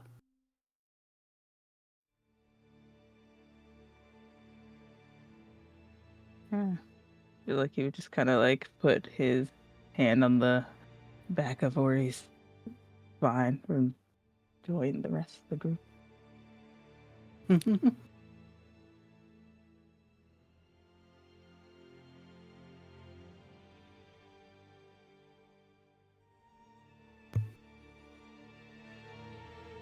I think while the couples are coupling, I think Elise is going to kind of lean down to Tavia and be like, but I mean, we might as well get married if everyone here is. Sorry? And then just like give him a look like, come on, man. One dance and you're already proposing to me. I mean, golly, I know I'm charming, but cool down a little, Elise. Yeah, I don't know. You asked me to dance. Now you're gonna marry me. I mean, I don't know. What's the marriage benefits for marrying an archivist? Did I get anything cool? You could learn how to read. I know how to read. Thank you very much.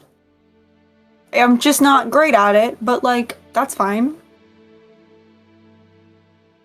Sure you do. And like I'm gonna give him a very patronizing pat on the head and like ruffle his hair a little bit. Glowers at you, but in a very fond way. Mm-hmm. And as the group kind of reunites, with hair just like slightly off, and I think like a cowlick that has sort of appeared now from Elise's interference in the hair. Just okay. Well, now what? We find Bella. Right. Okay. Suddenly looks very nervous. I'm gonna hold out a pinky. Reach out, and I think we'll reach out and like that nervousness kind of carrying over will like go to just like hold your hand instead, if you'll allow it.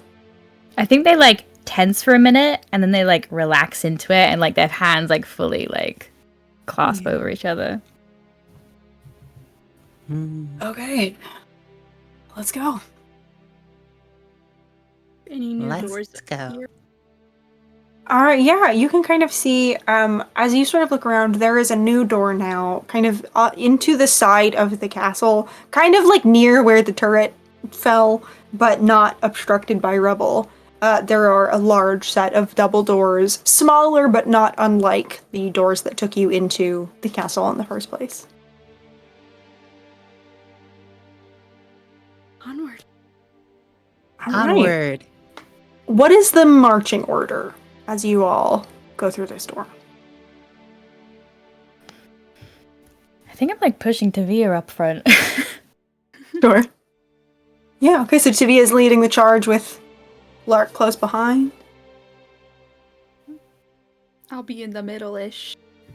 Sure. The polycule leading the charge. Yeah! I think Ori would be next. Okay. Wick would be behind Marie. Okay. And Elise Take the rear. closing it out as always. Incredible. Also, no particular reason. Alia, is your dog? What's the duration on your dog? Are your dogs still out? Something crazy. Let me see if my dogs are still out. Yeah, just let me know. Keep me in the loop on that. Great fucking question. Here's the thing. Mhm. 8 hours. However, I'm gonna cop to something right now, which is apparently not Hit me with having it. read this spell all the way through, which is that the dog is supposed to be stationary in the spot that it's summoned. So that's on me. The thing that's so funny about that is this is probably My the fifth bad. time I've DM'd on this channel and someone has used that spell, and not once have I ever done that. So I feel like it would be rude for me Okay. to hold you to that now. This is just As someone who has grandfather. again and again not done that. Yeah. Okay. It's fine.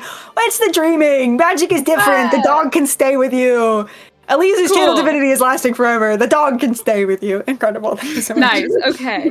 But it's a crazy number. It's 8 hours. Yeah. Would you make me an insight check? Okay. Thanks. That's a nat 20.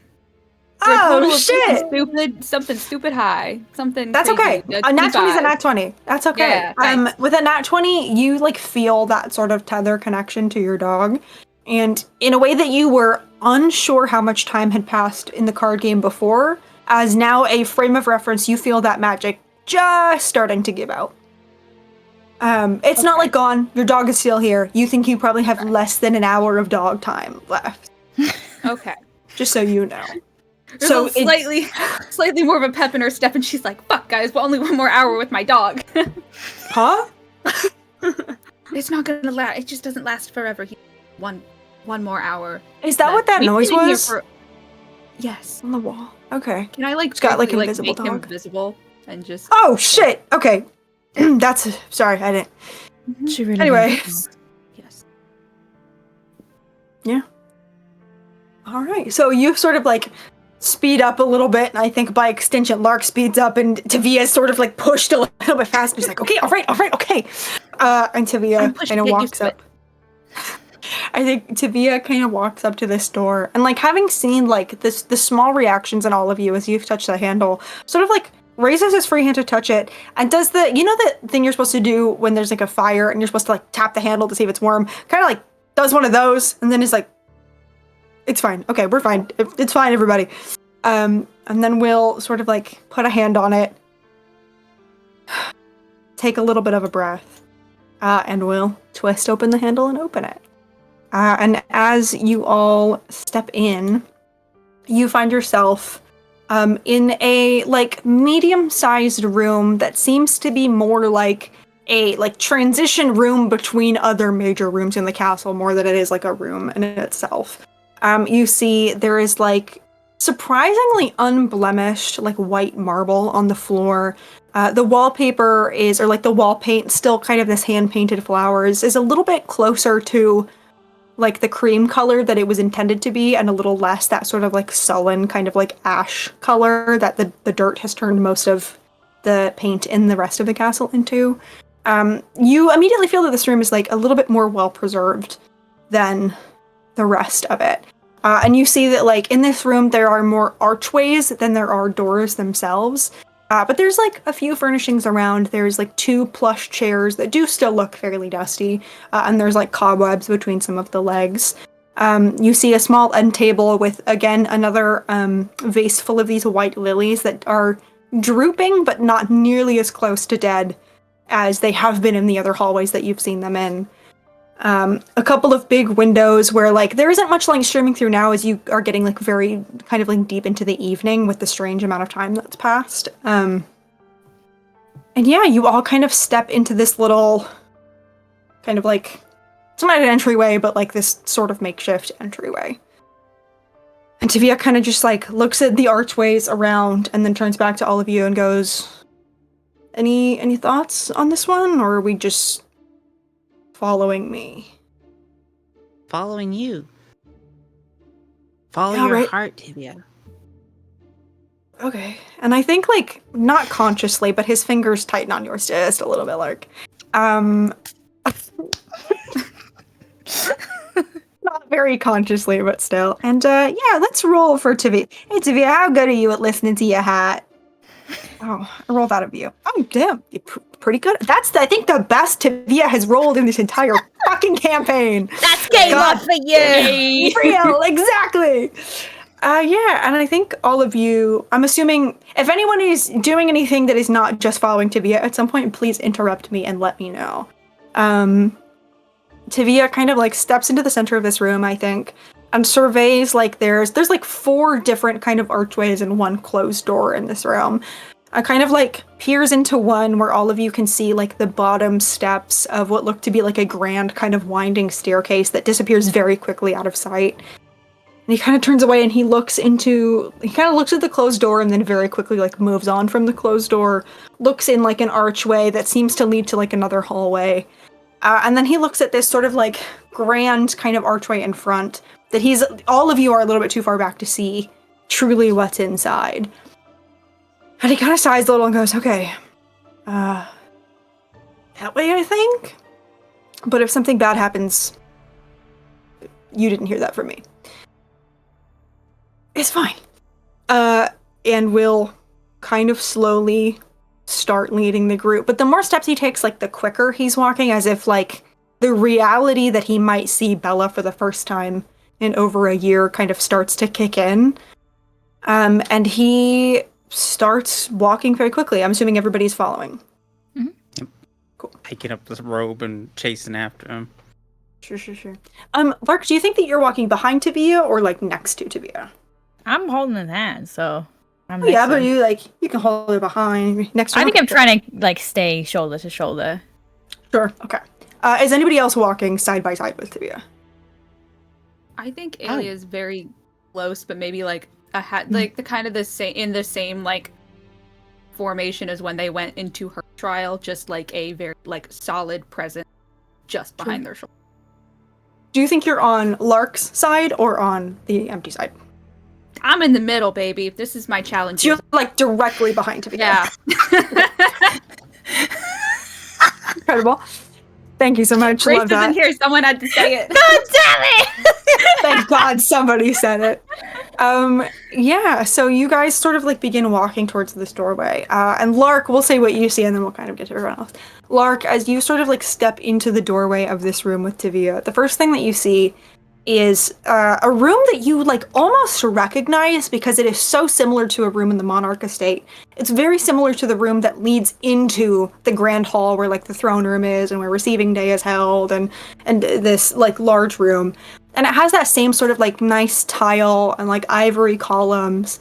But the first thing that you register is that every inch of this space, floor to ceiling, the wall, and every part in between, is covered in these thick vines that are sprouting brilliant white lilies. Every inch of it is covered, and there are like petals on the ground as well, as clearly these flowers have grown and shed their petals and grown and shed their petals again and again and again. And even like the place where you know there should be, I mean, if it were the Monarch Estate, you would know there should be like double doors leading into the room. You cannot see anything except vines and flowers covering it. And you instantly feel like the magic coming off of this space. You see there's another door kind of to your left that's closed, over which there are like a few vines, but like the farthest edges of them almost appear like singed or cut away, as if maybe they once covered it but no longer do.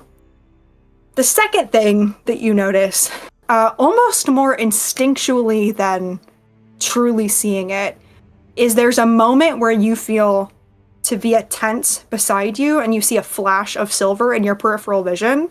As Alia, from behind, you watch as from the other side of the archway, a blade comes and rests itself right here under Tavia's throat. And all of you hear a voice that says, "Now, Tides, I know I taught you better than to walk around dangerous rooms with your blade sheathed." And Tavia freezes. Like, full body freezes. And I think all of you note instantly, like, I believe from when you were ambushed by the nightmare, you have heard that he has a blade that, like, warns him when someone is trying to, like, ambush or surprise you in combat. That blade stays silent. Alia, your dog stays silent. You don't get the sense to be as an actual danger here, but you watch as they, like, full body freeze and grip your hand, Lark. And very, very slowly, his chin tilts and turns and stares at a woman that a few of you recognize, though you've seen a much, much younger version of her in art, and not the version of her that you're looking at now. You see this sort of like feminine figure with sort of like square facial features and a strong jaw, very kind brown eyes, these like pointed, sort of slightly webbed ears, a long tight braid in these like shades of sort of like green. And you see this like broad kind of toothy grin. You see those eyes have like a few scars that sort of like are silvery that were not in the drawing, that kind of like cut across different parts of Bella's skin, long past battles fought and won or lost. She's wearing sort of like a large kind of pirate coat in like this sort of navy blue with gold buttons all the way down. And you can see like pretty well armored underneath as well, and well armed. You see like the hilt of a pistol sticking out. You see the sheath she pulled this blade from. I think instantly those of you who can see her, which right now is pretty much like Alia, you can see a little bit of her, and Lark, you can see her. You sort of instantly recognize that the places where Bella Bones carries weapons are the same places that Tavia carries weapons, and you can see the like teaching that has happened here. And as Tavia like freezes and looks at them. He sort of like, despite completely not giving a fuck about the blade at his throat, leans over to you, Lark, and just, can you see her too? Or is this place? I think my other hand like comes up to kind of like rest on the arm that I'm like with the hand that I'm holding. Mm-hmm. She's real. Tavia's hand instantly comes up and like kind of wraps around the blade, knowing that it won't harm him, and like pushes it away. It falls away instantly. And he is surging towards Bella and throws his arms around her. And you see she's got like a good like probably just under a foot on him, kind of like stumbles back and like wraps the arm that's still holding the sword around him. And you see like the shuddering of Tibia's shoulders as he like still holding your hand, Lark, like fists another hand in the fabric of her jacket. And she kind of laughs a little bit and like moves her mouth over to his hair and just, if you're here because you crashed my ship, you'll have hell to pay. And then he pulls back, tears streaming on his face, and just like swats her arm and goes, what the fuck were you doing? Where did you go? What were you thinking? Do you know how long I've been looking for you? And she just, in a way that is so maternal, just smiles at him and reaches up and like pushes some of the hair out of his eyes and just, I'm sorry. I'm really sorry.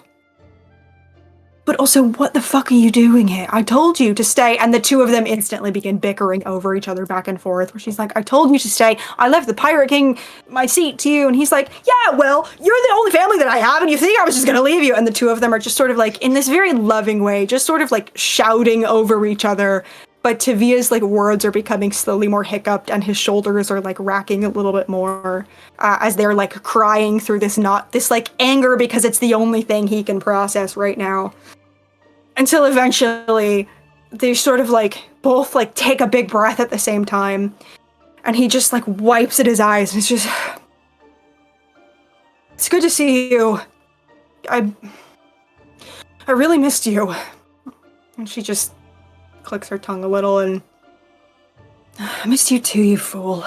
And then she seems to process for the first time that there are more people here, and kind of looks over her shoulder, and you all watch as like she becomes a little bit more guarded and just, and you've brought, eyes flick down to where his hand is holding yours, Lark. Friends. Hello. And Tivia will kind of, what? Oh, yeah. Everyone, this is, I can't believe I'm saying this. This is Bella. Bella, this is, and then sort of also seems to process for the first time that she's clocked that he's holding hands, and just, right, well, this is, Lark and Aelia, who you probably know, and, this is Ori and Wick and Elise. Hi. Hi.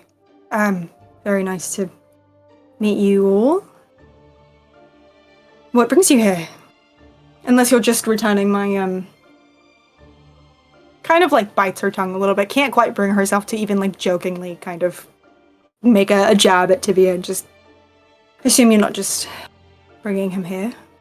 Though I'm grateful that you did. Dreams of you, because he wishes for you. Does he? And you see Tivia like flushes pain, and he goes, well, I mean, we can't control our dreams, and, you know, she's like, I see. Well, thank you. Oh.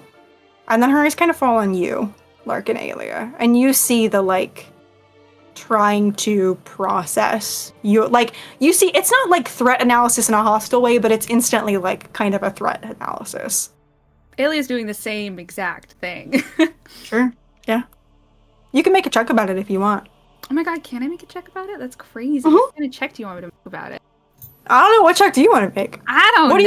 What are you looking for? I don't know. I think that they've been focusing so long on, okay, where's Bella, and like knowing, only really knowing Bella through like the stories that they've heard now about like the love that she had for Astra and the love that she has for Via, that kind of being the driving force of like getting them there. Now crashing with the reality of the fact that like this person helped Astra do this thing and might not want the same thing that we want, and also has every reason to look at us and to look at Lark's face and hate our asses. Sure. So trying to like gauge that. Make me an insight check.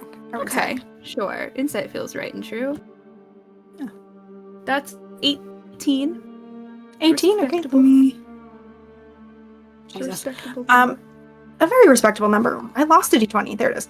Yeah, I think you. Is anybody else rolling on anything for Bella?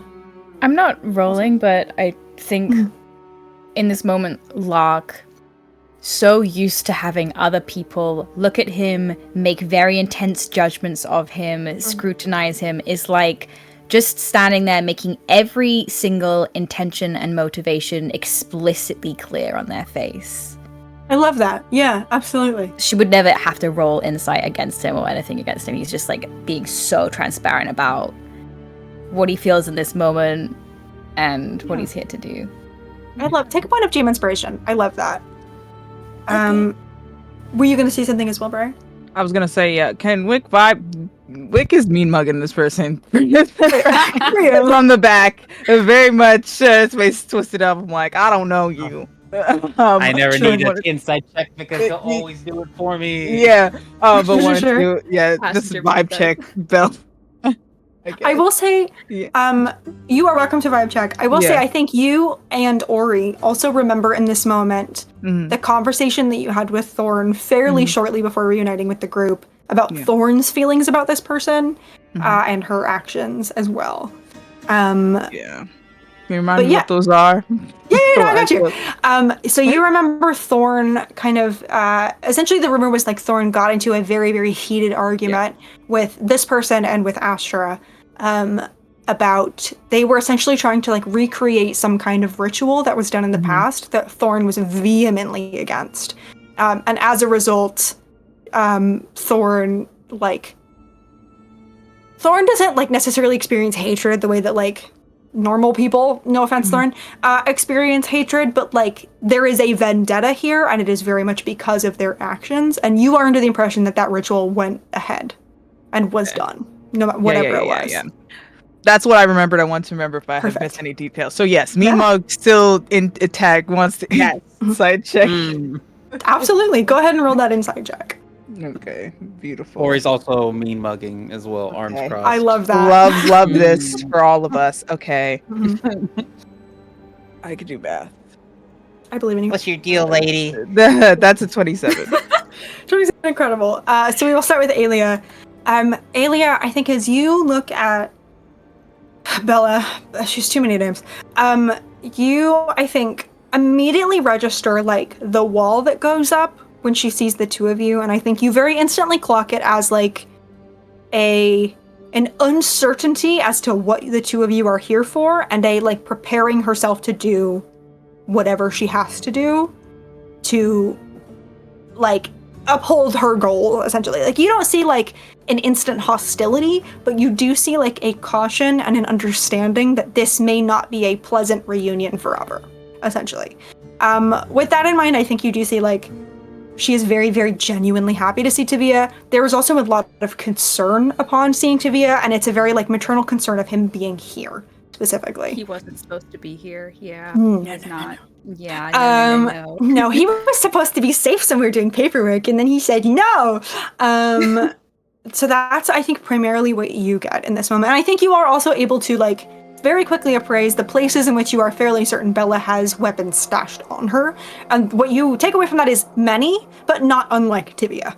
But, like, she came prepared if she needed to. And I think, actually, the last thing I'll give you is you see there is, like, a fairly, like, fresh, kind of, like, newer mark, let's say, like, on her wrist, as if she was fairly recently in some sort of fight. You see, like, maybe, like, one hand, her knuckles are a little bit bruised, and there's a little bit of a gash, as if she fairly recently has been in some sort of altercation.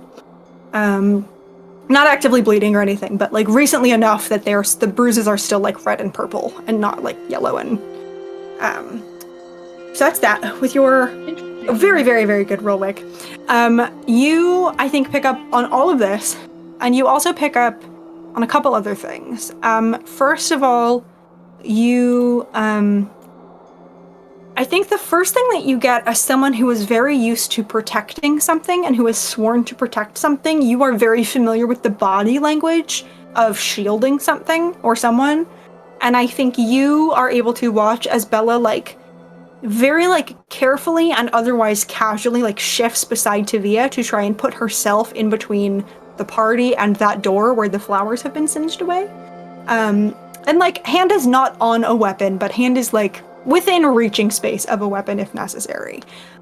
You also clock these injuries, and I think you clock one of her shoulders is, like, she's holding it a little bit strangely. And yeah, I think you see that, like, you don't see any recognition on her face at the sight of you or Ori. You do see recognition on her face at the sight of Elise and Alia and Lark and obviously Tibia. Yeah. But yeah, I think sort of with that role, generally speaking, the picture you get is like someone who is here to defend and not necessarily to attack, but someone who, very similarly to you and to Sir Cedric, has sworn oaths to something and for something and will do anything to uphold that. Does she yeah, have any reaction to the guardian spirit that looks like Thorn? That's up for 8 hours. That doesn't go Ooh. away. Yes. I think That guy's been following us around. What the hell? I thought he had dissipated when we incredible. fell from the parapet. Last My 8 hand hours was that until for my 60 another radiant weapon? damage. God damn Fuck. it. He could have walked you down the aisle. shit, do it again.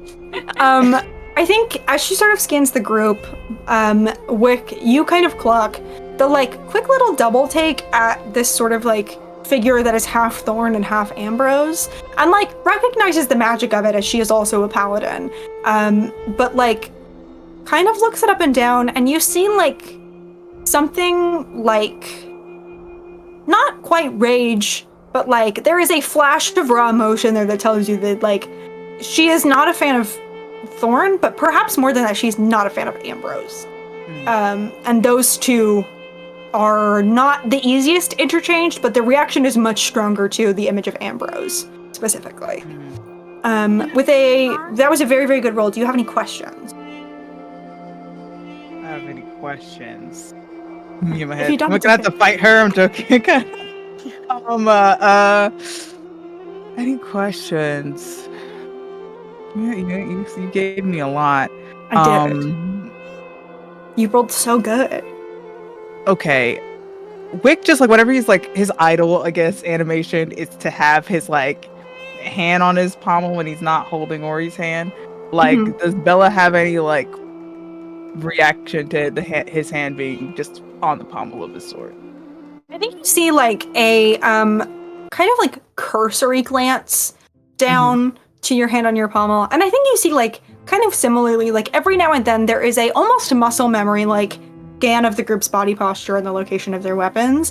But I think you get the sense that this is very much like the muscle memory of someone who has been in danger or, like, in danger of being in conflict for most of her life, more so than it is like an active appraisal of, like, threat. It's just sort of habit for her.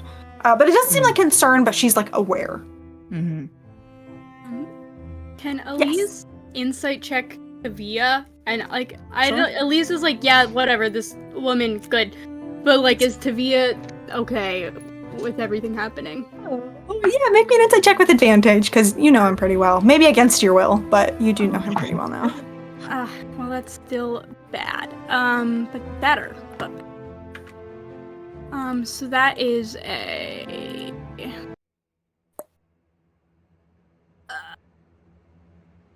15. Oh, math is hard, guys. I think what you're sort of, like, getting the most from Tavia right now is just, like, relief. Like, the purest form of just, like, relief possible. Like, soothing a muscle that's been aching for too long. There's just, like, a little bit of, like, from Tavia. And I think to the point where, like, Tavia hasn't really processed yet the potential of, like, having to pick a side or of Bella standing in the way of the reality of that yet. He's not there yet. He's still, I think what you get from Tavia is almost like the sudden feeling and realization from both him and from both you that he didn't necessarily really expect to ever find her. And now she's here and in front of him intangible, and he's still like trying to catch up to that reality. But yeah, he seems Keep my okay. eye- He seems so okay that everything else has faded to the periphery. Sure. I would just like to keep my eyes on him and like specifically scanning for any mood change. Because I don't think Elise is like looking at Bella and like can necessarily feel the tension in the room, but is like, if anything does go south, I need to see him first. Oh, I love that. Yeah. Growth. But yeah, absolutely. So all of you are able to like discern these things from Bella very quickly. I feel like Wick would ask. There's definitely an edge to his voice when he asked this question. Lose any fights lately? Looking at the mark on her arm. Give you a smirk that's a little bit more forced than it should be. Like, not in a hostile way, but like in a sort of forced levity, I guess, way. And just, maybe I won them. I have doubts. I don't think you'd still be here if you won them. This place is... Well, I'm certain you all know by now. I suspect you've been here for some time. This place is not the friendliest to newcomers. I'm fine. Are you all well? And I think you see it, like, again, that sort of, like, maternal sense break through the caution as she, like, turns and kind of looks Tavia up and down a little bit. And Tavia's, like, 5 hit points missing, yeah. She'll kind of, like, turn and sort of, like, process, like, a little bit of a growing bruise on his cheek, and will just, like, reach up with, like, the back of her knuckles and smooth her hand over it, and will lay on hands that back to him. Are you all injured? Have you, We're fine. Good. Yeah. Sorry, I'm loud. I've just never experienced hostile Ori before, and I'm really enjoying it. I don't think Good. anybody's experienced it before. Good God. My brain is like catching up with my GMing because I'm like, oh. Good. I'm glad to hear it. This place can be dangerous. Worse at night, but how long have you all been here? Looking down at the spectral dog that's fading. Sure. Almost 8 hours, but also I think we might have danced through an entire night and played cards through another, so... Right. I'm not totally sure. Interesting. We're here Well- for you. But what are you here for? Kind of like looks at you a little bit discerningly, not in an unfriendly way, but like, I think kind of for the first time, like really processing like the expression that you and Wick are kind of giving her, and just, well, I am hopeful we're all here for the same reason. Yes? And that is? You see her like hesitate for a minute, and then just like, wow, can't get around it. Bringing down the Dreaming Gate? Unless that's not what you're here for, in which case, awkward. And I think, Elise, this is the moment when you see Tibia process the reality. And it's not like an immediate dread, but you see he like blinks, and you see like the shoulders straighten just a little bit.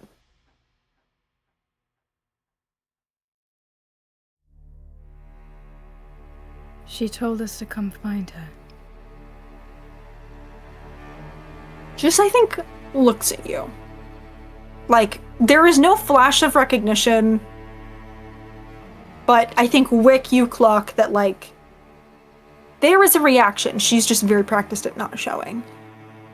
Just, I'm certain I don't know what you're talking about. Astra. She told us to come find her and free her. And I think Tibia kind of like, with the hand that's not holding yours, sort of like rests a hand on her forearm. And specifically in the forearm that is still kind of holding the hilt of the blade. And just, it's true. We we saw her and at the Monarch Ball, and I mean technically Luca saw it. Luca, but anyway, yeah, it's yeah. And she just kind of like turns her head a little bit towards him and like glances, and I think Elise still studying Tavia, you see this sort of like internal war a little bit with himself at the muscle memory of like falling into step with her and like falling into like under her command, I guess, as someone who like, you know, she was his captain for a really long time. And you see the instinct there to like step back into that, but he's grounded by his like hand on Lark's, and you see the like the internal struggle between those two things for just a moment, and almost with just a touch of like helplessness, I think looks to you, Elise, and just gives you a little bit of a look of like help. I think Elise just kind of looks and like I think just gives them like a genuinely, maybe for the first time between them, fond smile of a like, you need to do what you need to do, but I do trust your decision. Oh.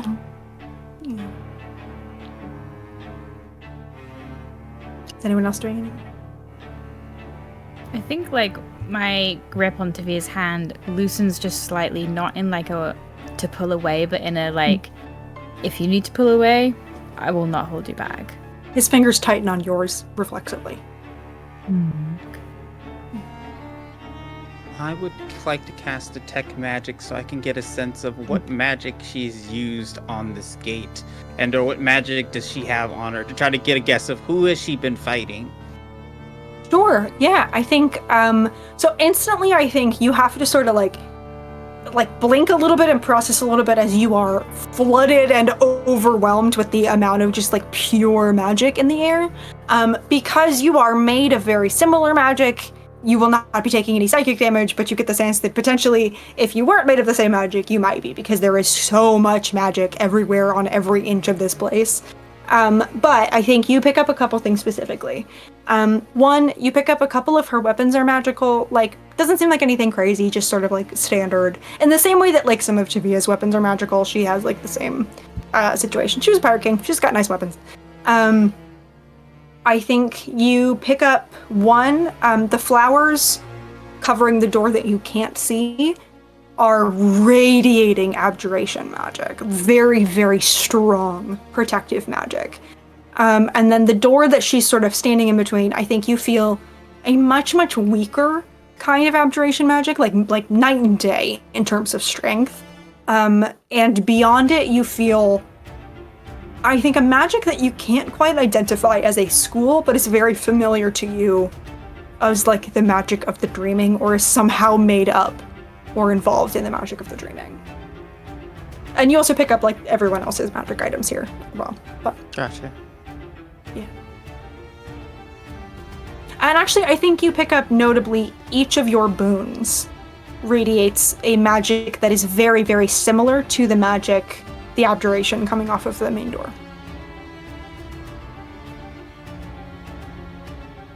Who or what have you been fighting, Miss Bella? That softens her just a little bit as she looks at you, and well, the the beings here aren't so eager to dance with me, shall we say. Could be because you don't belong here. I don't play by their rules. They don't like that. What are your rules, Mrs. Bella? What dream are you chasing? What wish do you want?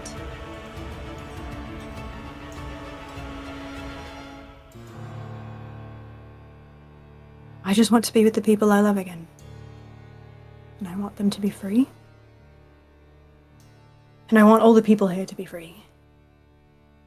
That's all I've ever wanted. Maybe selfishly, but I didn't think it was possible before, but I do think it is now. That's why I'm here. So I suppose my question to all of you is, are you here for the same reasons, or not?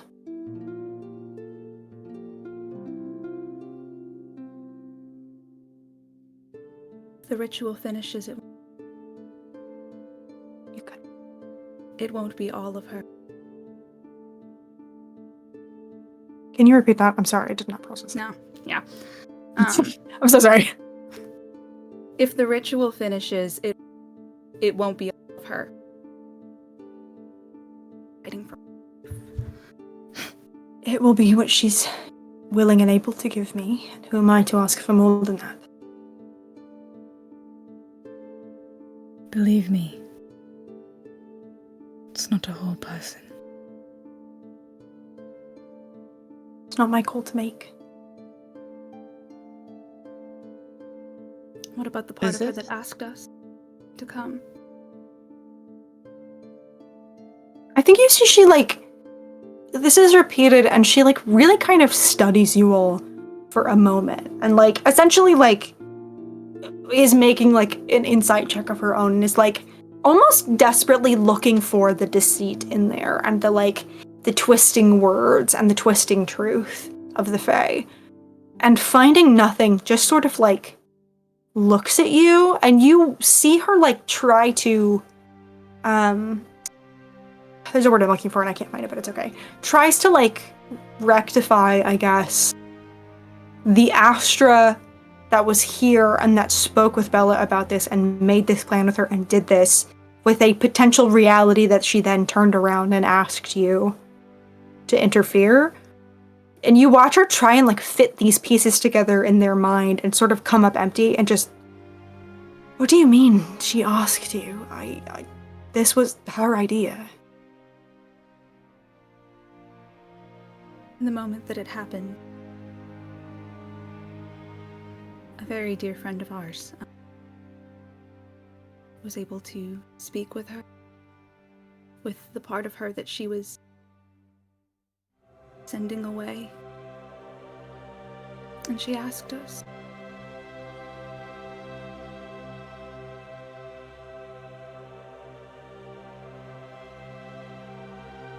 So let's say I let you undo this then.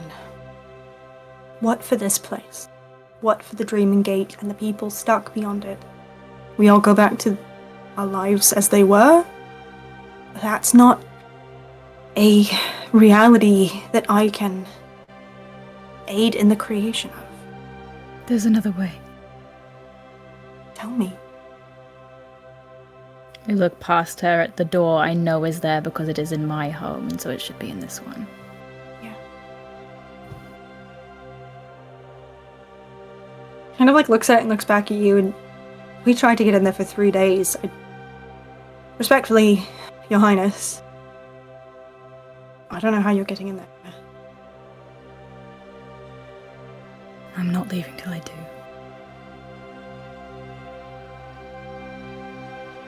If you give me your word that you will bring the gate down before you leave here, I will take you to her. I did not come all the way here to leave half my people behind. So she, like, looks at you for a long moment and lets out this sigh, and her shoulders, like, droop a little bit. One, like, hanging at a slightly odd angle from whatever injury she sustained from fighting back these echoes night after night after night. She just looks at you and finally sheaths that blade and just, all right. Don't make me regret that. Hmm? Thank you. Gives you, like, a very, like, tired nod. And I think Tavia, you see, like, looks at you, kind of eyes, like, brimming with emotion, and, like, also mouths thank you back to you. And yeah, she will sort of straighten a little bit and get herself together and go, all right, she's in there. Nods at the door where you all had sort of already figured out that she was. But, if you if you release her first, I don't know what will happen to them out there. This is all very experimental, and I hate to give Thorn any credit, but foolish. Probably the right word that he used to describe it, so. I personally, not that anyone's asked me, but I would recommend breaching that thing. Nods at the abjuration door first, if you can.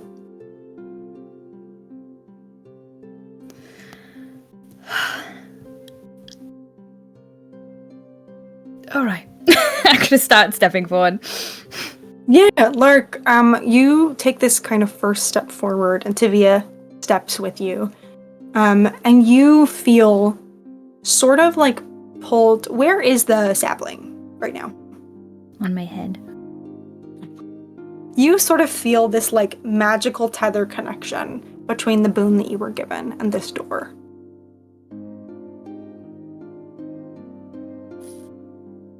I think I release Tivia's hand very gently and take the little sapling-made crown off my head and just kind of like offer it to the door. You hold out this boon and you watch first as like the sort of like twisting vines of it begin to give off this sort of like golden light and glows, and you watch as it sort of like almost like a thread pulled on a sweater.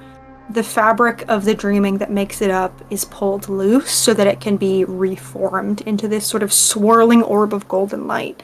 And as this boon reshapes, you watch as one section of the door, the vines and flowers begin to part and give way, and there is a circular-sized slot in the door. I look back at Bella.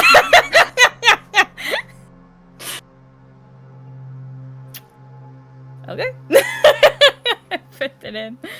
Yeah, you kind of slot it into place, and you feel, as like all of you feel, I think, as the magic in the air shifts a little bit, and just a little bit of that abjuration pulls away.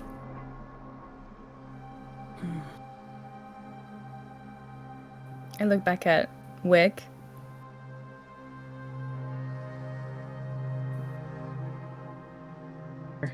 Is there something being communicated in this look?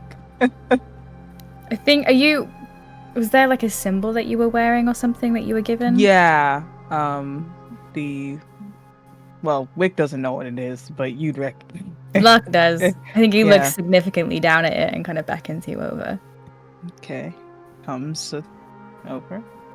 As you take a step, Wick, you feel that same, from the place where the cloak pin is, you feel that same, like, tether to the door.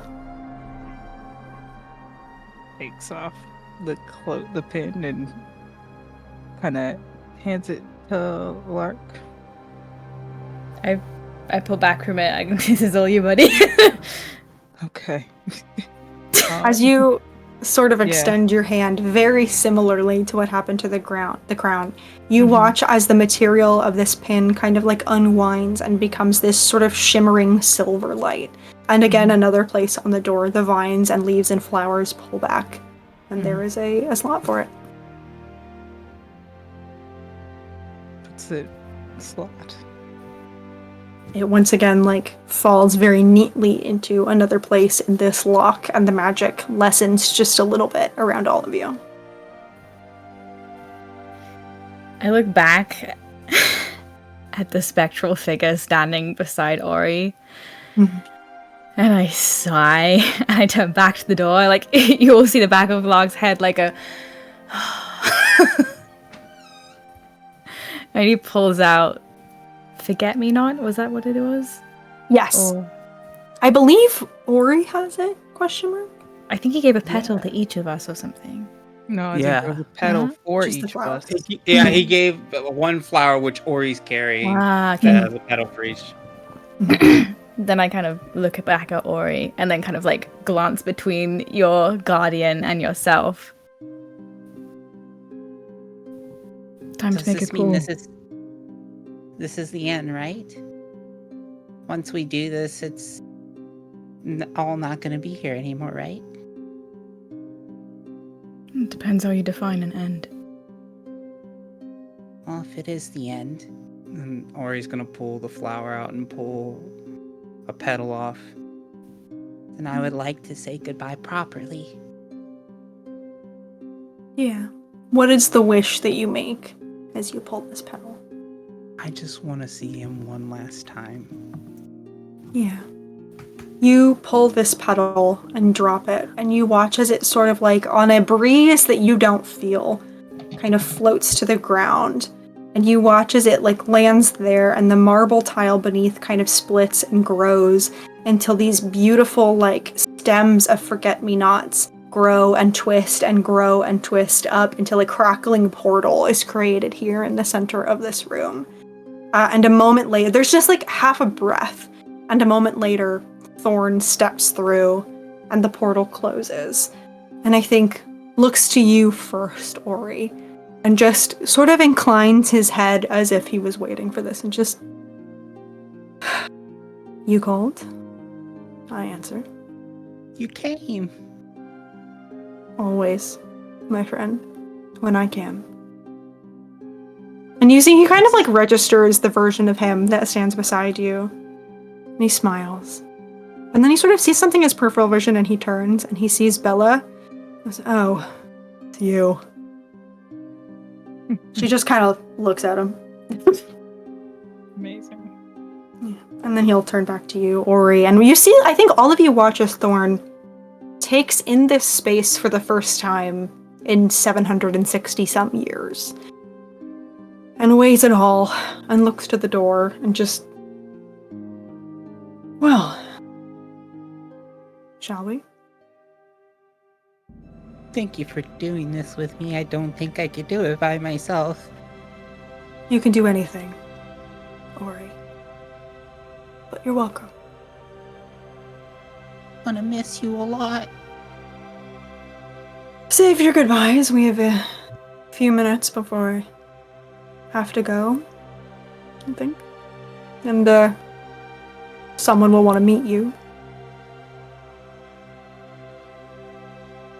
Before you join with him, I just have one last question.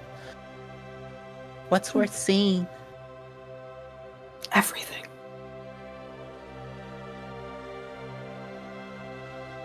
Then I'll see everything.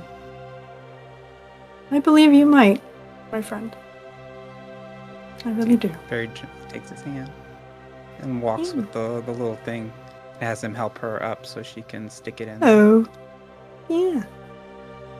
Would I be correct in assuming the rest of you also place your boons in this door? Just for the sake of time. Is anybody saying no?